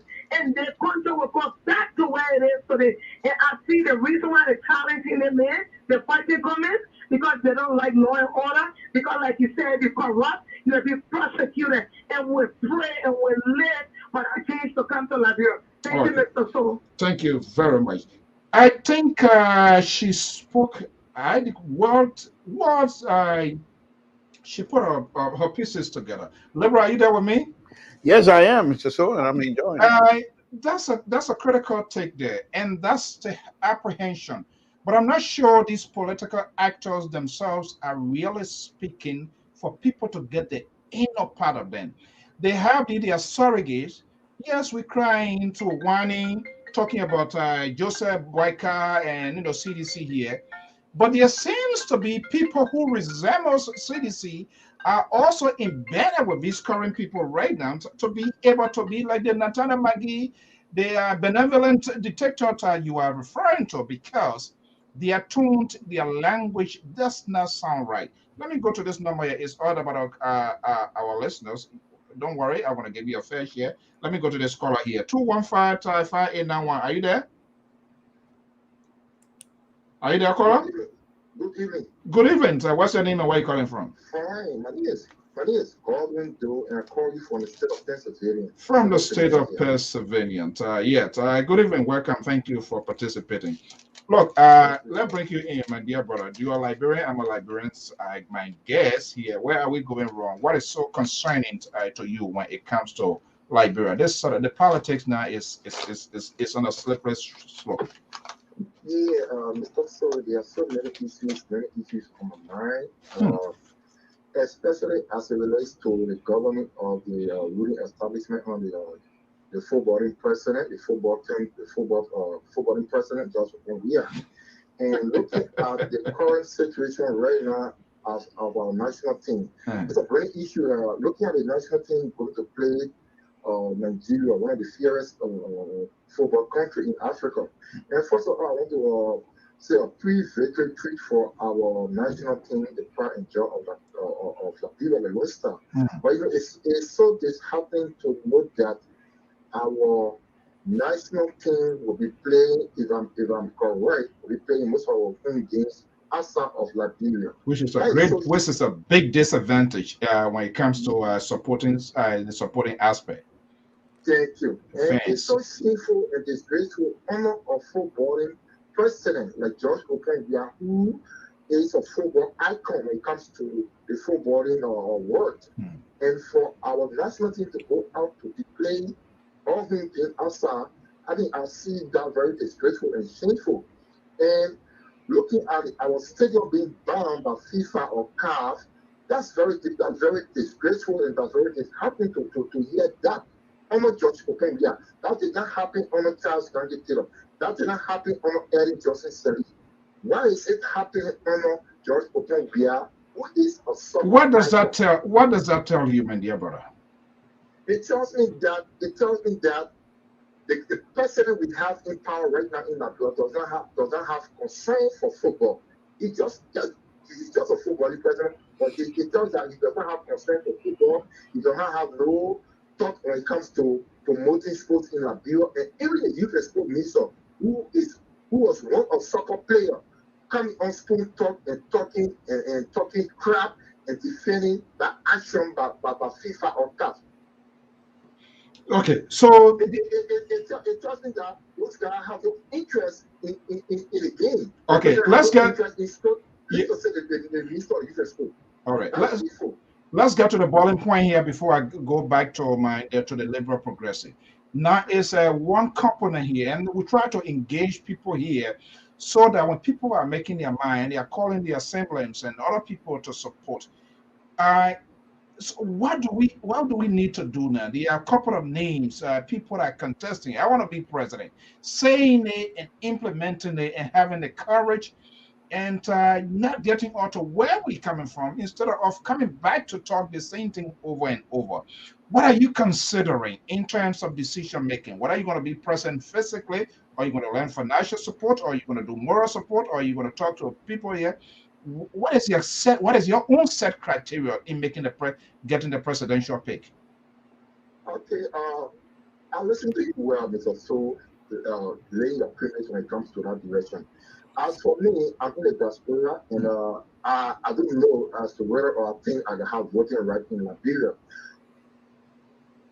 Hello? Yeah, listening. Yeah, go ahead. Yeah, but I mean, when it comes to the presidential ticket, as it relates to the CPP, and as projected to the George here, I think my take for the CPP would be Joseph Waka to lead the CPP ticket, owing to the fact that he has the experience, and then he has the votes, or he has the voters. He has a voter. What's the determining factor? What's the determining factor? The determining factor, I'm looking at as far as that it just ended presidential election in Liberia, where President Openbia emerged as a winner. And looking at Joseph Waka come close to being president and come close to George Openbia. That's my determining factor. And looking at he and Mr. Collins, they are the two-fold runner when it comes to the CPD ticket. I think the ANC folks there should look at the difference between Joseph Waka and Alexander Cummings, who has the immersive force. Joseph Waka has the immersive force when it comes to the CPD as president, as compared to Mr. Cummings. Yes, people will say Mr. Cummings has some good plans when it comes to Liberia, but I think Mr. Cummings, my advice to Mr. Cummings, if I was in his camp or if his folks are listening to me, he can start from where George Openbia started from. Okay. All right. By starting from the people's house. I think that's a good start for me. Okay. Let's jump into the presidency. That would not overwhelm. I mean, that's a bad start for me. It will not overwhelm for the CPP. Thank you so much. Is the best alternative when it comes to the CPP ticket leading to the presidency. Oh, okay. Thank you so much. You're welcome. Let me see. Hello?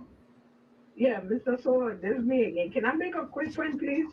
30 seconds, go ahead. Did you finish? Yeah. Okay. Mr. So, I'm confused with we Liberian, right? There's a problem I have with us, right? The point I want to make, okay, if Mr. Cummings said he want to be a president, he running for presidency, right? It hasn't gone to the primary, right? Why they can't we let him go to the primary? Why is it in life much more only Liberian? We always say ourselves short. Why the man will go backward? If the man said, listen, this is what I want, and I will convince my people to trust me, let me run for office. If they pick me, so be it. If they pick me, I will go back. Okay. So why is it they keep saying the man will go stand for Georgia? Why somebody will take that step? You know, I'm telling you something. I asked the same question. It's like your child going to school. I always use the analysis. Your child on the dean list on the road. If you tell your child that no, don't go on the dean list. The way let your friend go before you go. We need to stop. He don't have to be senator. He don't have to be vice president. And you want to run, let them go for the primary. And you get it something and get it done. He will go back to their private business. Okay, thank you so much. Change, man. Thank you so much. Thank you so much. The liberal. Yes, Mr. So. One can't envisage right now seeing what we're hearing, the soundbite, the talkings, the energy in these people, like people they are all taking local Z to bounce back here.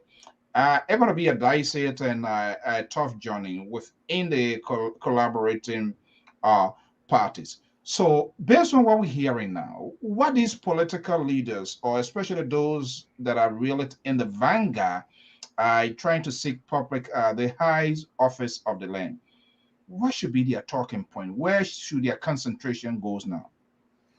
Well, first thing I say to my political leaders, be truthful. Be truthful and be transparent as much as possible so that Liberian will know who you are, number one.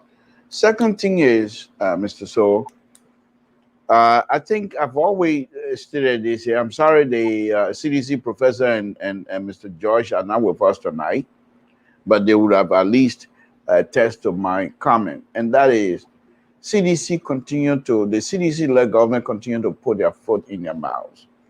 And what they don't realize, and I'm not going to advise them because I love it when they do that, because that just make us make our position a little bit stronger. Dr. Weir should have recognized, and this is what I say about people who are around Dr. Weir, should have recognized the voting age in Liberia, who are in majority. It's a young people. This football field issue didn't just happen overnight. About 2 or 3 weeks ago, or something like that, even a month ago, FIFA sent people over there to look at the field. You would think that an ex-footballer, someone who still likes to play in the street of Monrovia, Freetown ball, because he loved football and he loved to be a participant in it. You would think he would take these people, go out in the field himself, meet with them on the same stadium that he used to play, and then let them people point out what the fault is. And then he can come out and say, okay, we're going to do this. And if Dr. Weir wanted to clean that field, to make it suitable, he could have done so. And then the issue now is, Liberian Lone Star going outside to play outside of Monrovia. They're not going to be able to take all of the supporters that would have loved to see Lone Star play at ATS or at the Dole Stadium. Because the fact that these people now, most of the young people are upset because they're going to be glued to the radio. And if Liberia national team is not successful, most likely they're going to say because they were outside of Liberia. And young people going to hold this against Dr. Weir and the CDC-led government. And we will make sure of that. Like I said, I have a binder full of error here that I'm going to be bringing up. Yeah, I know, but I'm not sure what are you still getting to my core aspect of my question. Now, these were things that we did not talk in the past, the last time around, with respect to holding our leaders accountable, having the sort of broad spectrums of broader conversations as to how they're going to take our country, which direction, how they're going to do it, And this question, how, is what most politicians they struggle with. They throw the red meat out there. This would happen. This happen. But when you ask them how, they don't tell you. They don't tell you the processes involved, how they're going to do it. They don't tell you how they're going to mend those pieces together. Mr. So, my question, yeah, I'm coming. My question here, let's put aside you being the opposition's Liberty Party. Let's take a holistic approach here. What should be the conversation now? What actually these people that are contesting, The Cummings, so far we know. Joseph Boyka, so far we know. George Weah, anything can happen from now to 2023. Politics is under stacking again. Anything can happen. Anything can happen that I can see. What they are the people we know for now. That does not even suggest they're going to be a candidate because you never know. But what do we need? What should they be telling us now to avoid coming back, coming to the same scenario, to come be talking the same thing over and over? Okay, let me just narrow it down. Do you think from your side, is this conversation is being kept genuinely to those from the opposition column that wants state power? Are they coming clean with a talking point? Mr. So, there's at this point to expect a particular or some sort of a talking point from our side, it would be naive, to be honest with you. Because, first of all, we have process. There are processes involved in selecting our political leader, in selecting our standard bearer. Once that standard bearer is selected, that person then dictates exactly what his vision or her vision is going to be. But at this time, for you to expect Kumi will give you a general idea if he becomes a standard bearer. At this point, Baka will give you a general idea of what they're going to do. They're not going to be that specific. But once the standard bearer is selected by the primary process, that person then will then be at the head. And all of the messaging that will come from the collaborating political party will be tailored towards that person's ideas. So, Mr. So, I really don't understand why you guys can't get this. Because now you have Kumi, who is vying to be the standard bearer of a collaborating political party. Dr. Baka is vying. Benda Yure is vying. Madam Yombri Kanka is vying. Even I am also vying. But to be honest with you, Mr. So, these people that are vying for these different positions, their message is not going to be as precise as you would think, because they are all talking in generality. They will be giving you a general statement. So if they come out after the selection process and you have a standard bearer from CPP, you would then have a unified voice. Their message will be one of unity, number one. And second, they will come out to be specific, because that message now coming from a political leader, with that message now will then encompass all of the messages from these different political leaders who are going to be supporting him. And then he will combine all of them, and then becomes a one message from the group. So right now, you can't get one person from the group saying this, another person from the group saying that. That is not the kinds of message that we're ready to give you. And then you continue with your conservative idea, continue to insist that we give you a message. The message we will give you, and that's a message Kumi will give you on Sunday. It will be general. We're not going to be specific with you, because we don't. First of all, you're going to come out here and say you want to go under his skin, and you expect him to give you a specific message because you're under his skin. You can go under his skin. Kumi and the rest of it. No, you hold on. Kumi and the collaborating political party leadership, they have elephant skin. They are very thick. They're not the temperament from that group. Exactly, just like me. The temperament from that group is unbelievable. It's not like the temperament of Dr. Weah. It's not like the temperament of other people. You play with me right now, I'll put you in jail. That's not that kind of temperament we're talking about. We're talking about people who will allow you to express yourself freely. We heard Benina Yure recently giving a challenge up to the group without anything. Kumi came back and said, this is not something that because we have a diverse view, we allow the views to be expressed publicly. We allow the view to be expressed without fear of anything else. You see what's happening with the Liberty Party chairman, and what's happening with our honorable Dallas Dillon. So with this is what we're talking about, transparency. CDC, Manu went and said some stuff. You know what they come out with? Liquor talk. Liquor talk my foot. All right. Like I said, it's a fair. This is a question coming from Mr. Ty Jackson, one of our contributors. So, Mr. Toll, What impact does Dara Dillon's statement have on the CPP? Any impact? You mean against the chairman? I assume he is not. Well, I thought I've already addressed that. I am not in support. Yeah, it has an impact. Oh, all right. Good or bad? Negative. Negative. Okay, good. All right. We don't have to go into the detail to that. Yeah, and but I lay out the foundation, and because all of these people, they are not candidates, so it's going to be a little bit such a conversation. It's going to be a little bit sticky one because because there's a process we should agree with. There's a process of certification by the NEC, and then we will expect.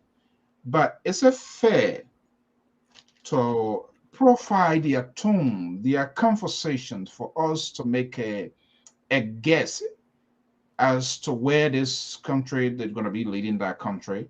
I want to know besides it. And the reason we are placing emphasis is because right now they say they are collaborating, so they are into one basket, which is okay. People can do that. Even though to Liberia or any other African countries, when it comes to the history of collaboration, that's another different thing here. But I'm waiting to see after the collaboration and when the head is elected or selected, whatever method they're going to be using. Would that be the dissolutions of this document, or would they go back again to have a different? Because they all put together now and they become whole, they become one. So I'm wondering here, because part of that, when you are putting a framework, when you are putting a document together, and that's one of the questions I'm going to be asking here. I didn't see anything here that suggests here. And I don't know how many technical meetings. I don't know whether there's any other document besides this document. The framework should be able to comprehensively address all of these issues here systematically in a symmetric form. This is where we are starting. From this place here, we'll be getting to this place. From this place here, we'll be getting at this point. Why am I saying this? We are eager right now. We do not want to go back to where we came from. That gives the public, that gives the electorate, the organizational structure of the group that even they say they are putting together to allay fear, to erase the doubt. We are seeing organizational structure here. We are saying something here, and these people here, based on what they are saying, based on what they are presenting to us, we give a good sense of idea of good governance, how they're going to have systems in place, how they're going to coordinate, how they're going to relate to the people, how information is going to be forthcoming. I don't see here. Do you think there's any other document that they have that we need to know? Mr. So, the document you have right there is an operational document for CPP. Now, when it's the document short term, you mean? Exactly. I'm glad that your conservative view tonight it seemed to be suppressed by the liberal view that I'm giving you. So I'm glad you're on board with me. I have a responsibility to keep the audience up to speed. Yeah, but that's fine. That's fine. The fact that you speak in a tone to leave them with the notions of what the heck you were saying. So, I said, I'm glad your view, your conservative view, are being suppressed tonight by my liberal views. That's all that I can say. You can explain all you want to explain. Hey, I'm done with that one. Here's what I'm going to tell you. The document you have, I believe, is like a working document of the organization itself. Now, in that document, it tells you how they're going to operate as a group organizing to be one collaborating political party. It tells you the process of selecting their leaders. It tells you the process after that selection is done, of setting other process if they are not quite carried out the way they're supposed to. There are other mechanisms to select the leader. And that's what all that document is about. It's the framework of how to work as a collaborating political party.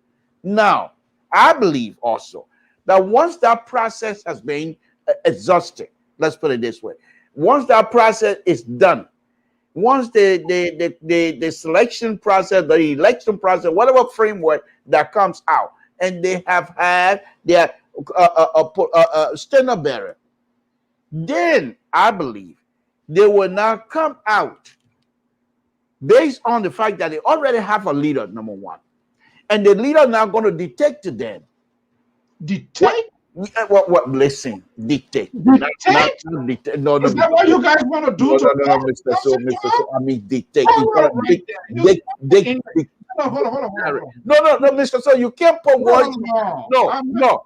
It wasn't. I didn't put finger in your throat. I didn't say. You said the leader will dictate. Mr. So. Can you admit it's a slip of tongue? No, it wasn't. To dictate, to tell somebody when you're writing or telling a dictation or something like that. Mr. So, you're not going to put anything else in my mouth. That's not what it is. Listen. I don't care what you say. We don't have dictatorship, or we don't have any dictator born in us. We are liberal.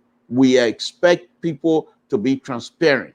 We don't come out and call it a malevolent dictator like you people would do. But that's besides the point. Mr. So, after we come out with a leader, the leader then will be in control of everything, the messaging that will be coming out of that political party.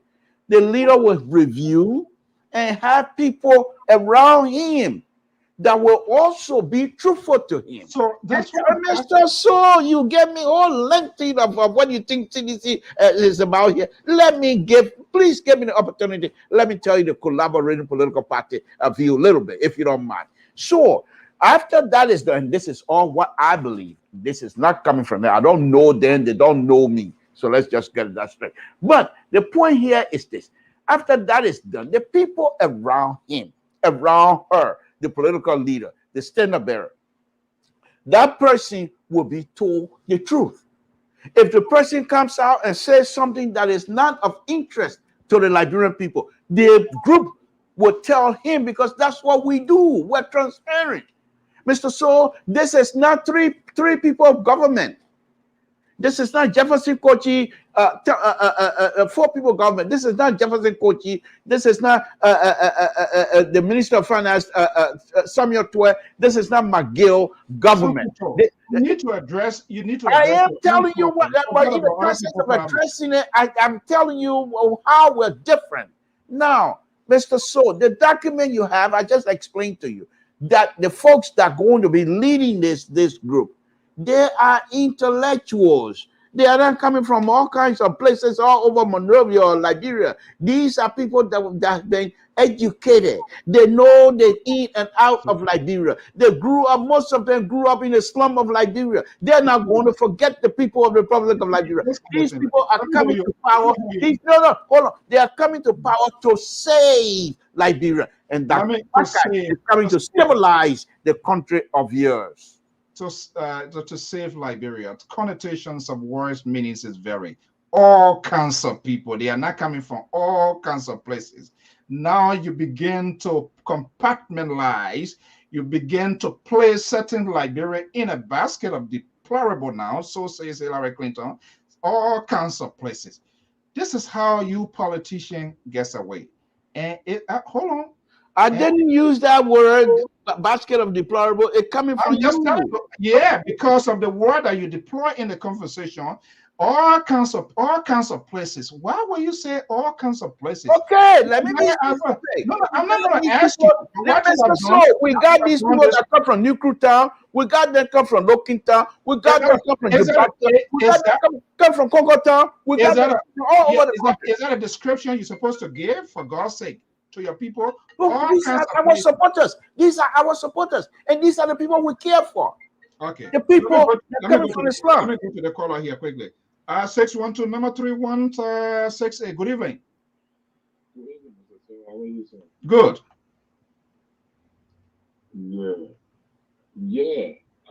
My contribution to the show tonight is just that I think the CPP is not going to hold.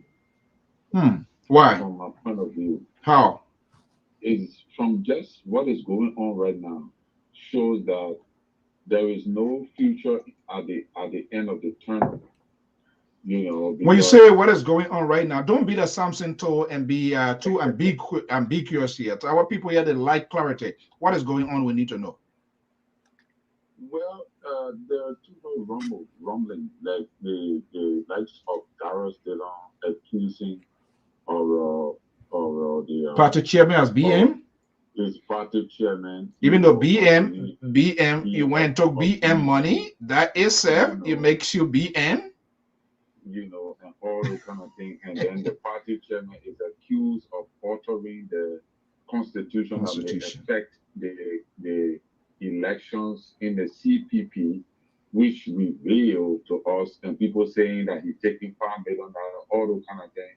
And we also seen that Telia Ure is posting comments indirectly going to the chairman of the ANC and all the kind of things. So we see three political parties that are ganging up to ostracize one political party, which is the ANC, which is Alexander Cummings.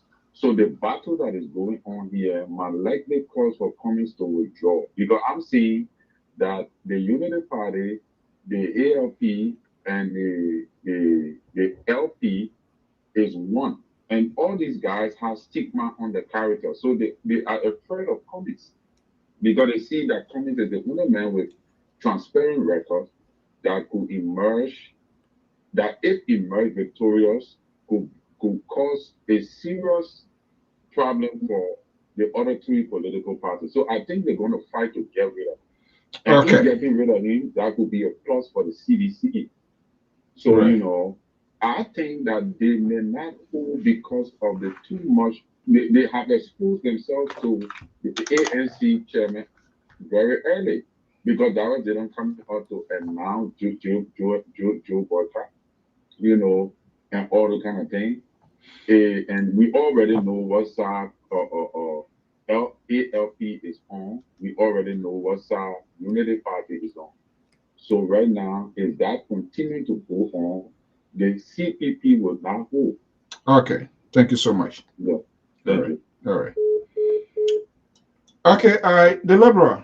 Yes, Mr. So, what the young man, gentleman have said is music to my ears, because it entice the supporters. They get the supporter mind wandering and get them involved. That's what we want. One thing I can assure you, I don't think Cummings going to pack his ball and leave because he's not playing. It's not like that. Cummings going to stay in this. Cummings have agreed to join. Cummings going to stay to the end. And here is another interesting thing here I want people to know. The fact that you have the wrangling going on within the CPP is good for us. It's good for us, because first thing is we are identifying ourselves with some ideas. They're coming out ugly right now because that's not the right way to go, I don't believe. However, these things, I'm glad that they're happening right now, because 6, 7, a year from now, we would have found our place.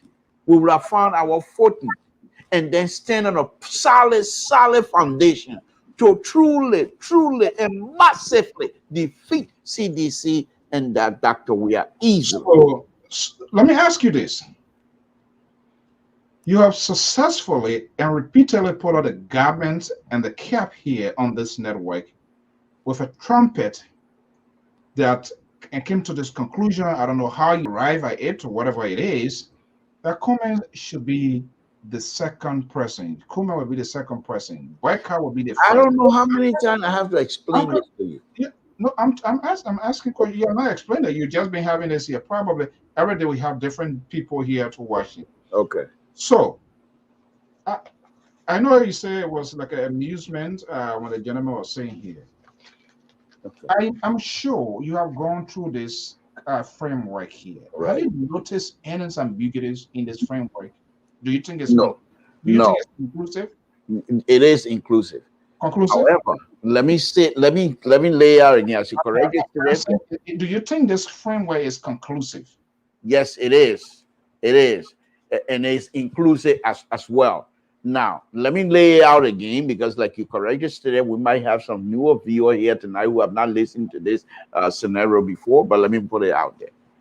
Cummings, first thing, is very smart, intelligent, energetic, good leader. but Kumi cannot gather the kind of vote that is needed to defeat CDC all by himself. Number one. Second, what is the measurement tools there? Mr. So, we saw Kumi participate in the past election. There's statistics. Is that a data you're going to count on for 2023? Mr. So, if you are popular, then if he's popular now, why was he popular? So are you saying? Hold on, let me hold you right there, because you're not going to make a loose statement here and get away. So if you say that, so is that applicable to what George we are doing? Because that's the same data you are making reference to. So are you saying CDC going to win the coming election? No, CDC is not going to win nothing. So then why different from what? The reason I'm saying that I believe that Kumi is not going to win the presidency single-handedly. He's not going to do that. Now, let me don't fool myself. In fact, in as much as I don't like, well, I like them, but I don't want them to win, CDC and Dr. Weah, who I also like very much. I don't want them to win. But here's the interesting thing. Dr. Weah is popular, hugely popular in Liberia. As Trump would say, bigly popular in Liberia. So to defeat a popularity candidate in Liberia, you have to have a collaborating political party. That's the only way. If any one of them, Dr. Weah, Dr. Bakai or Honorable Cummings or any other person, you go one-on-one, mano against Dr. Weah, pack your bag, you're coming to America. You ain't staying in Liberia as president. Simple. Now, Mr. So, since I've laid that out, let me tell you now. Honorable Cummings, the fact, this is what I believe. He will do himself better because with his leadership, which has not been on display for Liberian to see, what I think will happen and what I will hope to happen is this: to have Cummings going second to Dr. Bakai. Dr. Bakai will be the unifier. Dr. Bakai will be the stabilizer. And when Dr. Bakai stabilizes the ship, I also believe, strongly believe, that Dr. Bakai will not stay in power for more than 6 years. Now, if Kumi becomes a vice president, Kumi then will displace his leadership ability as a vice president, because Kumi will not be packed in the garage. Kumi is not the type of person you can pack in the garage. Kumi will be able to displace his leadership ability to the Liberian people. The second term that comes around for the election, Kumi will stand up as a man, because Liberian will have seen what Kumi capabilities are. And then Kumi will say, I have done X, Y, and Z. And then Kumi will come in 6 years, 12 years straight on a Kumi presidency, because Kumi will bring Liberia, because by that time, the ship will have been stabilized. The ship will have been stabilized. And Kumi then will be out of the calm water, and he will sail this ship with improving Liberia economic situation tremendously. There is no way that Kumi will come in anyone. I see after Dr. Weah, who do they have? CDC, who they have? Who's going to be the next to be the standard bearer? Nobody, because they're all going to run away and come to the United States. And so, Mr. So, I'm just saying that Cummings would do himself better if he goes second to the stabilizer. And Dr. Waka will stabilize this ship, and Dr. Waka, based on his experience, will also do better than what is happening right now, Mr. So. So the idea that Kumi, me suggesting Kumi is like I'm trying to throw Kumis away, that is not the issue. Kumi is not going to be pushed aside. Kumi is our man. I'm just saying Kumi will do himself a favor, because Kumi, he has not demonstrated in Liberia his leadership abilities. And not many Liberians know that. But I know Kumi has the ability. I know Kumi can lead. But in order for you to leave, you must serve. So I'm saying to Kumi, serve as a vice president for 6 years, or maybe shorter. Because one thing I also suspect, that Dr. Baka's wife, if Dr. Baka having to win the election, after 3 years, Dr. Baka's wife might even ask the old man to say, please, let's go to Lufa County to rest. and Kumi then will become a leader who would then demonstrate. Now, Mr. So, let me just tell you the backdrop on this thing, the little apprehension that I have with my brilliant idea, because it comes from the man from Toad Town. Let me just say this. The only issue that I have is those who are going to be closely connected to Dr. Bakai. They might come out and put Dr. Bakai in a bubble and try to stop coming from Kesseri. I'm not going to even hide. Kesseri. Who else? Kesseri. I will only need Kesseri because that's the president I know very well. Who the former president of ULA. Because when he was president of ULA here, ULA was in turmoil. So now he's Kesseri is the single-handed person that you think going to put. No, he's not the only person. He's not the only person. I'm not going to call the other name.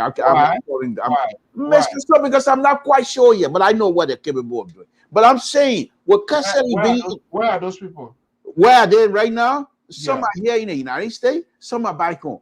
And if they come out, who are those in the United States? Mr. So, we're not going to call names right now. We're trying to win an election, and the only reason why I call Kesseri because I've said that before, and I don't want to try to hide anything. Now, the point now is, if they come across to try to block Cummings from seeing Dr. Bwaka, like what Ellen, and this is what Dr. Bwaka experienced will come, he would say, no, I had that kind of experience. I'm not going to have it. And in the negotiation process, Kumi will insist that there should be no barrier between him. Where are you coming from with this sort of fairy tale here? Okay, you call it fairy tale. You will call me the brilliant tactician, the political tactician of Liberia in a few years. You will call me the brilliant tactician, the political tactician from Liberia in a few years. Of course, I'm from Toad Town, and you know very well. I'm telling you something. I'm afraid they're going to black Kumi, this and that. What is that? Is that how you guys want to look what happened with Dr. Weir. Is he not in the bubble? No, I'm not talking about Dr. Weir now. But that's exactly what I'm telling you. What we want to undo. And if we are to undo that, for God's sake, for heaven's sake, you have to come clean. It doesn't matter who you support. But you guys are afraid, carefully putting your voice together. Not to Mr. So, our job is to bring people together. We unify. We're not here to divide. So we bring people together. So it's not that me throwing names here and there and accuse this and that. No, we're unified. You unify. You put a framework together and you place a stigma on other people. They are now you're gonna talk about Cummings. People asking Cummings for a long form birth certificate, and that's not even the case here. So what are you talking about? Yeah. So why would you even want to form a collaboration and you begin to label people? You begin to put to define them instead of giving them. Is there anything you're measuring right now? Is that part of the collaborating political party framework you have in your hand? This is what I suggest. This is what I said that there are a lot of ambiguities. So I'm not sure I'm not sure what are the technical. That's my understanding. I have read through this over and over and over. And what is missing? What is missing is the technical aspect. They are not telling me. They are not telling me what technical aspect you're looking for. You can't find it. Look, give me an example. Yeah, the example here. This document here, 4 registered political parties. Supposedly, I'm making an educated guess. A guess. Okay. Yes. Okay. Maybe they didn't do it. And see, you do not have the guts to tell us that your party, which happens to be one of those accredited to this. We go. We are conservative. To this process here, and you don't want to talk here, and I would say it as it is because, I mean, it's all about the country. Now, when you put in the framework as political institution coming together, not to only lead the Republic of Total your time, but the Republic of Liberia. Going downhill from here. And to be crystal clear, there must be no apprehension into this document. This document did not even tell us, and you came here when we get a leader, the leader will be. Tell me what the document didn't say and you were expecting. Just give me one, and I will address that. That's what I'm saying. It did not tell me at the end of this collaboration, at the end of this process, where the leader will be selected. There must be a third portion to tell the Liberian people precisely how you the idea of that document that is in your hand, I believe. The idea of that. You believe because you are trying for it to satisfy your political curiosity. No, I read the document myself as well. So what I believe in that document, and I'm using the word I believe because I've never been instructed to speak for anybody. So everything that I'm saying is you can never be instructed because if they ask you, it would be a disaster. Okay, that's fine. That's your belief. You're entitled to it. You're conservative. You're entitled to it. You're entitled to try to bring the liberal down. Okay, because let's take a break here. Mr. So you can take a break until I'm done with why would I'm getting ready to get an upper hand on you. You're going to take a break. And this is what you guys do when the liberal getting ready to get an upper hand. Then you say we want to take a break, Mr. So go ahead, take a break. I'm not going to forget my ideas. I have them written down. This Sunday is going to be a big one. Alexander Benedict Cummings is going to be right here on this network. So the last time I was talking to my papi there, my old man there, my picking there, all my rear getting. I went on Broad Street and then I went Clarendon. I even went Pinsville. I went Bon, Lofa, Nimba, Grand Cape Man, and all my papi there, everybody just telling me, say, the mayor, same will not see the mayor. The man looking like good mayor. The man just good. All the things the man talking, it makes sense to help our country. But all the people then just keep telling us, say, oh, the man just coming, the man do nothing for Liberia. So I say, you know what? Yo, wait, let me go check so I can find out the thing here. So when I checked that when the man was working with Coca-Cola, the man used his position to get people in Coca-Cola to donate about $2 million to support Liberia. During the Ebola time, the man decided, he said, I will help, I will get people together, I will use my position, $2 million. He stopped there. He provided scholarship for our children and Liberian children in Liberia and abroad. The man sponsored the Alexander B. Cummings Innovation Center at the AMU University. Imagine that for our students to be learning better, to get better access to Google things to learn. Then he decided, he said, no, I will look for local organizations in Liberia. Okay. Courtesies of the folks from Alexander Cummings, they're going to be coming here, so we'll try to get something here. I'm going to be doing it. So let me ask you this question, which will be winding down here on this conversation here. Liberia, Mr. Toll, are we looking for managers or are we looking for caretaker? Good question, Mr. So. And it's a very interesting one. I'm surprised that as a conservative view to come up with such a beautiful and a wonderful question. As I find it very difficult. You are processing how to answer my question, Mr. So. Please, will you please let me? You ask me. I know. I know when people are trying to figure out how to answer a question, then they have to pull here and there to digest and do it, which is okay. But I ask you a question. Do we need a manager or a caretaker? Mr. So, we need a stabilizer. We need someone who will stabilize not just the economy, but they stabilize the entire country. Now, the country is in turmoil, so to speak. We have some issues that are facing Liberia. War crime court. Yeah, hold on. Yeah, don't do this. Don't do this to me here. Yeah, don't tell me. Are you? There were two words that I used. And I'm giving it, Mr. So.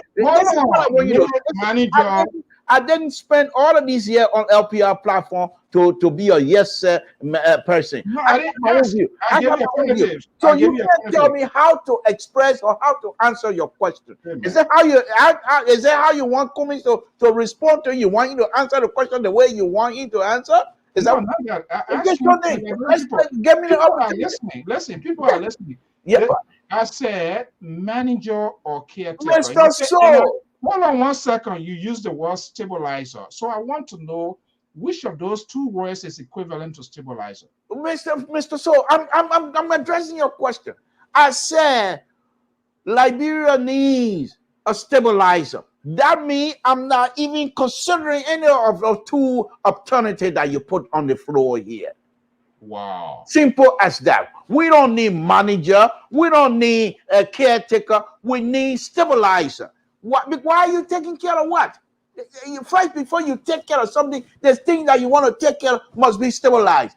Before you manage anything, the thing you're going to manage must be stabilized. And that's why we say we need stabilizer who will help to stabilize the situation. Then you can bring a caretaker in. Then you can bring a manager in. But you can have manager and caretaker when the boat So is you're bringing a stabilizer. Do you think in 6 you're bringing a stabilizer who going to be there on an interim basis and from there pass it on to who we ever know? We don't even know. Mr. So, this is not I call it PRC. So you say in your own words, and that have been the argument. So I'm wondering here is when I mean stabilizer. No, you said when Bweka is there after the first year, and then the Kumi comes. So I'm trying to. Mr. So I don't care how well you turn this thing here tonight. It's not going to defeat the liberal view, and I don't care what people write on Facebook about me tonight. It's not going to deter me. It's not going to change my view. These are my views. Now let me say it again.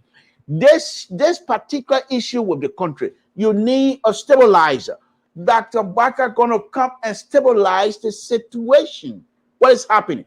Dule elected, mind you. He's not coming through the back door. He's gonna come through the front door. But his intent and what the main thing he wants to do is to stabilize the situation. You have economic situation that is unstable. You have the war crime issue that also unstable. You have people security situation that is unstable. You have the food situation, people going hungry. Hey, Mr. So please, that is unstable. The rain, when it rain, the entire road system in the country is shut down, unstable. When they the road all bad, everything else, the construction, what do? They go and build marketplaces. I give you another unstable behavior this current government has. They want to build a market, Cuba, whatever place it is, and they want to move people from red light to that market. And they should have known better. They knew exactly how many people were supposed to go in that building. But then they decided they want to move the entire population of red light to move them in a small place, and people left over. That is unstable. And this is why we're talking about bringing Dr. Baka, who will stabilize this thing. Then you can come up with your conservative idea of management and caretaker business. That's not what we talk about. We're talking about stabilizing the country. And who can do that? Dr. Baka, the savior of the Republic of Liberia. I say so. Samson told the liberal progressive. This is Nathan here, Nathan Dennis. Why he did not stabilize of all those during his 12 years. I feel so pity for my country. It's your problem. I feel so bad for my You're country. entitled to your view. You're entitled to your view. You people that are so politically fanatic to these people, and you're not honest to come forth to even that inadequately to defend your people. I'm not here to defend. I'm here to give you the truth. I'm here to give you the truth. And try to give names to play the minds of the Liberian people. But I think the Liberian people are wise now. And this is exactly because they're wise, Mr. So, because they're wise, they're going to exactly elect a stabilizer because they're wise. You think they're going to keep CDC back in power? The CDC government that is unable to provide a good soccer stadium for our boys and girls to play on. Is that the CDC you're going to keep in power? Is that the CDC that brought $16 million missing? Up to this point, we don't know. Is that CDC you're going to keep on? It's just CDC. $25 million missing, $25 million mapper, and no solution. Is that the CDC? Oh, benevolent detector. Is that the CDC? Please, CDC, have that caput finito that tobacco coming to save the day.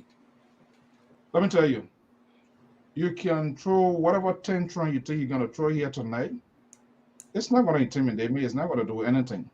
I'm just telling you, whoever wants state power, we have to take all of them to pediatrics so they would see their toenails to see who has fungus or not, because we want to make sure of our Mr. political So, decision. I'm surprised at you with your conservative view. Liberians are People will going be hungry. fit. That Liberians are going to bed hungry at night. Liberians are dying. Liberians, they no medicine in it. And you're talking about who have fungus in their toes. We're talking about survivability. I'm talking about the leaders. Fungus in the toes of the leader. Mr. So, you're missing the point. Yeah, I'm missing the point. You like it now, I'm going to say, and I'm going to repeat myself. Whoever want to be the leader, there was a slip. We all just allow it slide. But you know what? We don't want to go back that route. And this is why we want to make sure to ensure, be it the government, the opposition, that these people must be properly scrutinized. They must come to defend. We don't want people to be people mouthpiece and acting like a little chihuahua and all over the place here, creating artificial map. Who do this? Samson told come with his own liberal view, stabilize it, injecting new words into the paradigm shift of the politics of Liberia. It's not going to hold a dip of water. The liberal progressive, I want to thank you so much. Oh, who's this? Oh, goodness. Maybe one of your seditious friends. Let's see this here. You guy. Caller, are you there? Yeah, Mr. So, how you doing? Good. Good evening. Go ahead quickly. We're about to wrap up. How you doing, Lodi? Yeah, you're about to wrap up. I just want to ask you one question. If two of you guys can answer my question. People are pleading for Alexander Cummings to become president of the Republic of Nigeria. My question here is, you from the Southeast, both of you from the Southeast, when Cummings were executive director of Coca-Cola, as he said, how many brothers and sisters that Cummings elevated to his level to become, not for they to become who he is today? How many? Can you two of you guys answer that question? If you want to ask me a question, ask me. Samson told I can't answer a question for Samson told. No, so I'm asking both of you. I'm asking both of you. So who you want to go first? You can go first. Then my lowly can go second. Both of you are my lowly. Okay, but so you should go first. Okay. You answer that question. Okay, I don't know the reason why you picked me first, but I'm about to answer the question. First, well, first of all, I put your questions on a scale, and it doesn't mean reality. It doesn't meet the Liberianization policy. You have what you have done here to cleverly, on purpose, to divide the country. I'm not looking at who from Southeastern, who from Northeastern, who from Central West Liberia. I'm looking for a competent candidate. I'm looking for someone who have the country at heart. I'm looking for someone who can take a refined decision. I'm looking for someone who is with a steady hand. It doesn't matter what Samuel do from Southeastern, Tubman from Southeastern, George Weird from Southeastern. That's not what I'm looking at. I'm looking at these steady hands. I come in. Hold on. I'm saying. You hold on. Can I put it this way so you can answer my question the right way that I need? Because you are forcing the liberal to answer questions or to answer your I'm questioning him. Want him to answer. No. Okay. My second question to you, the liberal will come. My second question to you. You have a radio station. Do you employ or do you select just people from Total, or you're not far from Total, people from Total or from your home, one person, the way you have the entire LPR settled in Liberia. Will you just select one person and say, that's a person I will help, and you're doing it? And let me put it this way so you can understand it. Mr. So, you in America, yeah, but you helping, Get to your question quick. I'm already out. Yeah. A lot of people in Liberia, a lot in America doing your show, and I knew very well you were part of the news media in Liberia in the 80s, in the 90s. Now, how many people have you employed since you had LPR in Liberia? Well, bread and butter too. So let me ask you, in the 80s, I was not doing something else. So let's get that information correct. Unfortunately, you have not followed. So your questions, you're still not getting to the basis of your question. And that's the same divisiveness I'm talking about here. If you don't know the history, hold on. There's divisive. Yeah, you coming. How many people from our town? That's not what we represent here. The nomenclature, the name of our Liberia, the name of this network here reflect the broader spectrums of the Liberian people. It doesn't matter who you come from, where you come from. What we are looking for qualities and those people more or less from Liberia. I'm not going to count name here. They weren't from Nima, they weren't from Maryland, they're from that. What I do know, they are professional Liberians from the different and broader spectrum. Your man, Samson Toll, your partisan, probably he can tell you better that. But I can tell you, Liberia Public Radios is well reflected. You can even see the representations of the analysts, and that's why we are open. We have said over and over, anyone who has the expertise willing to give back will do that. But I'm out of time. Let me go to Samson. Let Samson answer. I don't know whether that's the same question. Do you have a different question for him? That Samson answered my question. Okay, Mr. Toh, are you there? Quickly before we go. No, I'll pass on this one. Unfortunately, that question is tribalistic, is divisive. It does not unify the country to tell people from Southeastern, Northeastern, Central Eastern. No. You're asking my question. Yeah, we shouldn't be asking. Part of my job here is to inform, to educate, because we went down this route before and it did not help us.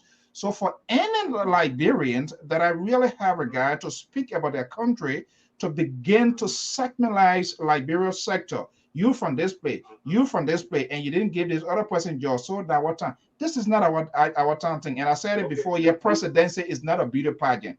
We need competent and qualified people. Do you want me to come in again since you don't have time? Is that a question you want to ask? Okay, I just want to say something. Mm-hmm. You know what, Liberian people, they let the educators want in Liberia and elected Josh Weah when Josh Weah was just playing football. Are you asking me why? I come in because the question I'm asking you, Brother Joe, you're not answering my question. You know the reason why they left all the doctoral degree holder, the master's degree holder, the PhD degree holder, and elected George Weah, President George Weah as president. You know the reason why? Tell me. Okay, during the war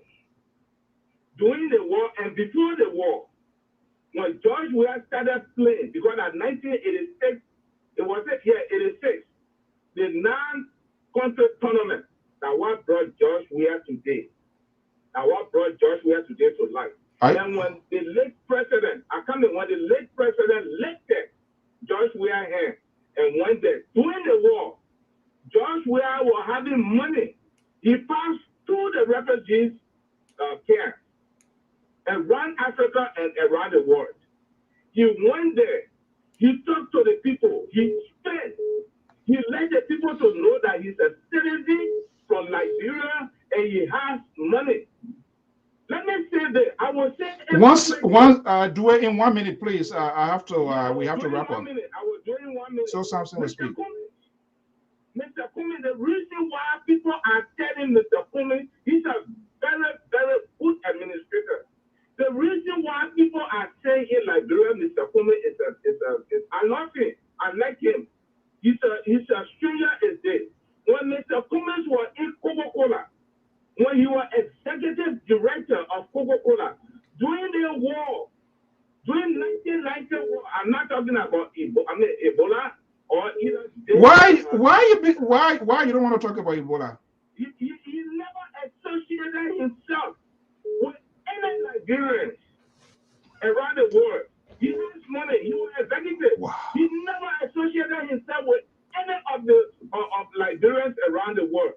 Today, it was just the Ebola that black honorable just the Ebola. Just Ebola.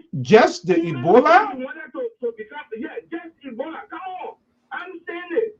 Kumis became little bit popular during the Ebola crisis. You know, you had a lot of things to do for Liberia, and it was late. Okay, all right, my man. Thank you so much. Let me go to something. Have done this before, but this time, Mr. Kono going to be president of Liberia. All right. Let me tell you the fact. It's late. All right. Thank you so much. Let me go to something. This is sad. Liberia is in a serious crisis because I'm hearing a big contradiction. His justification here just contradict his statement because George Weah gave. That's why some of them went. You see, this is why I said that people are so disingenuous. These are the same very people that elected George Weah because they claim George Weah went to refugee camps and gave. So what happens? They didn't do vetting. They did not.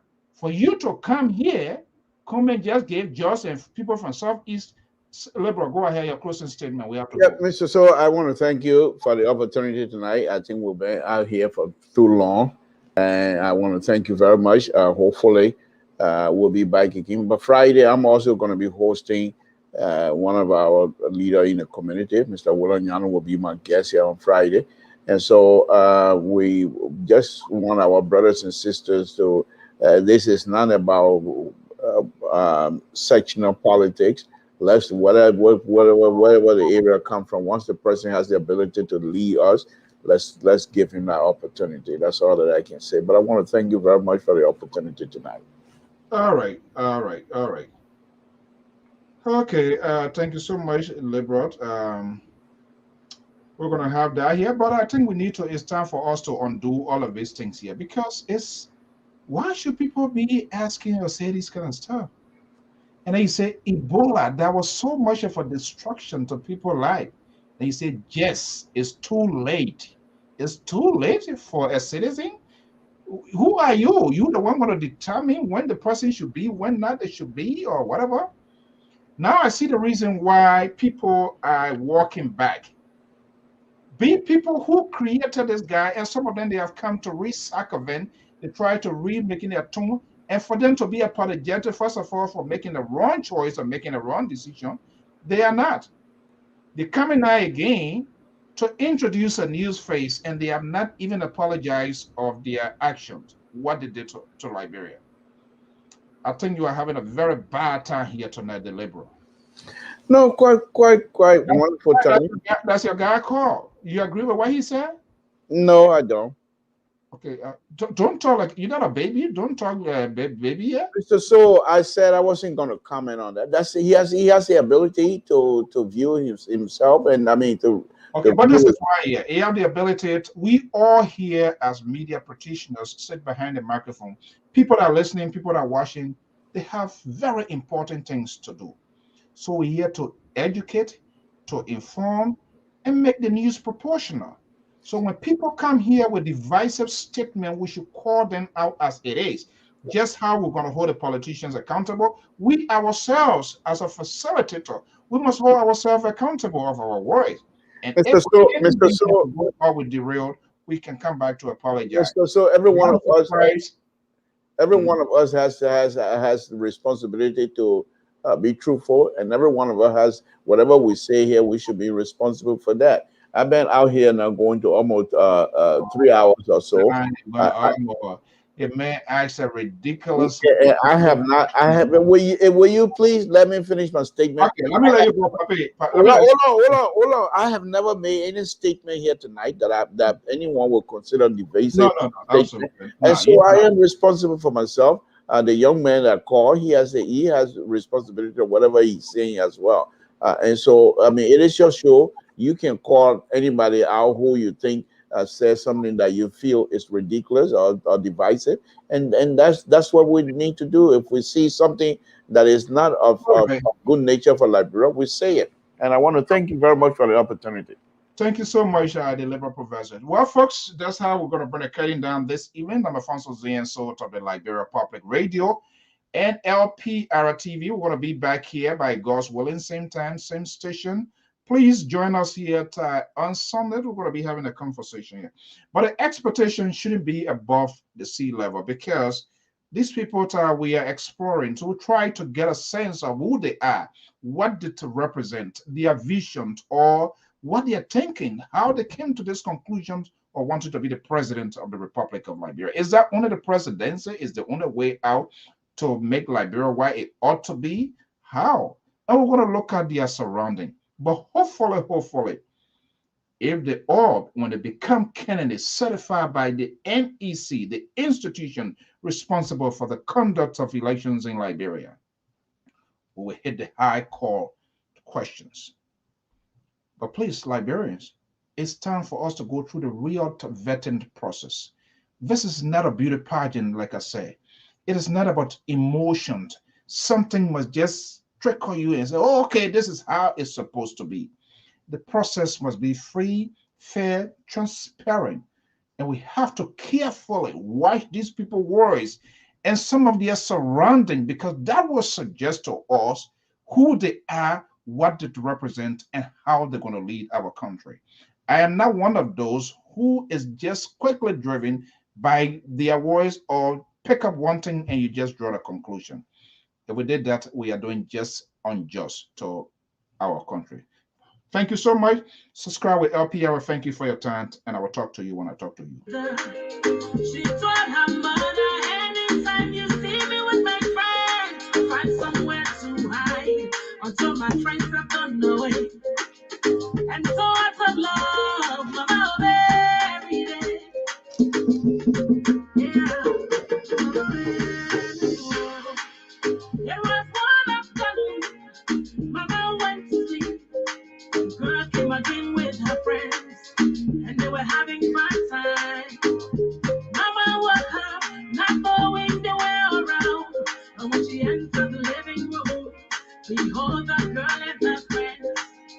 When she saw her mother, she ran to her mama. Who told you to show your face? They did not tell you to hide yourself. When they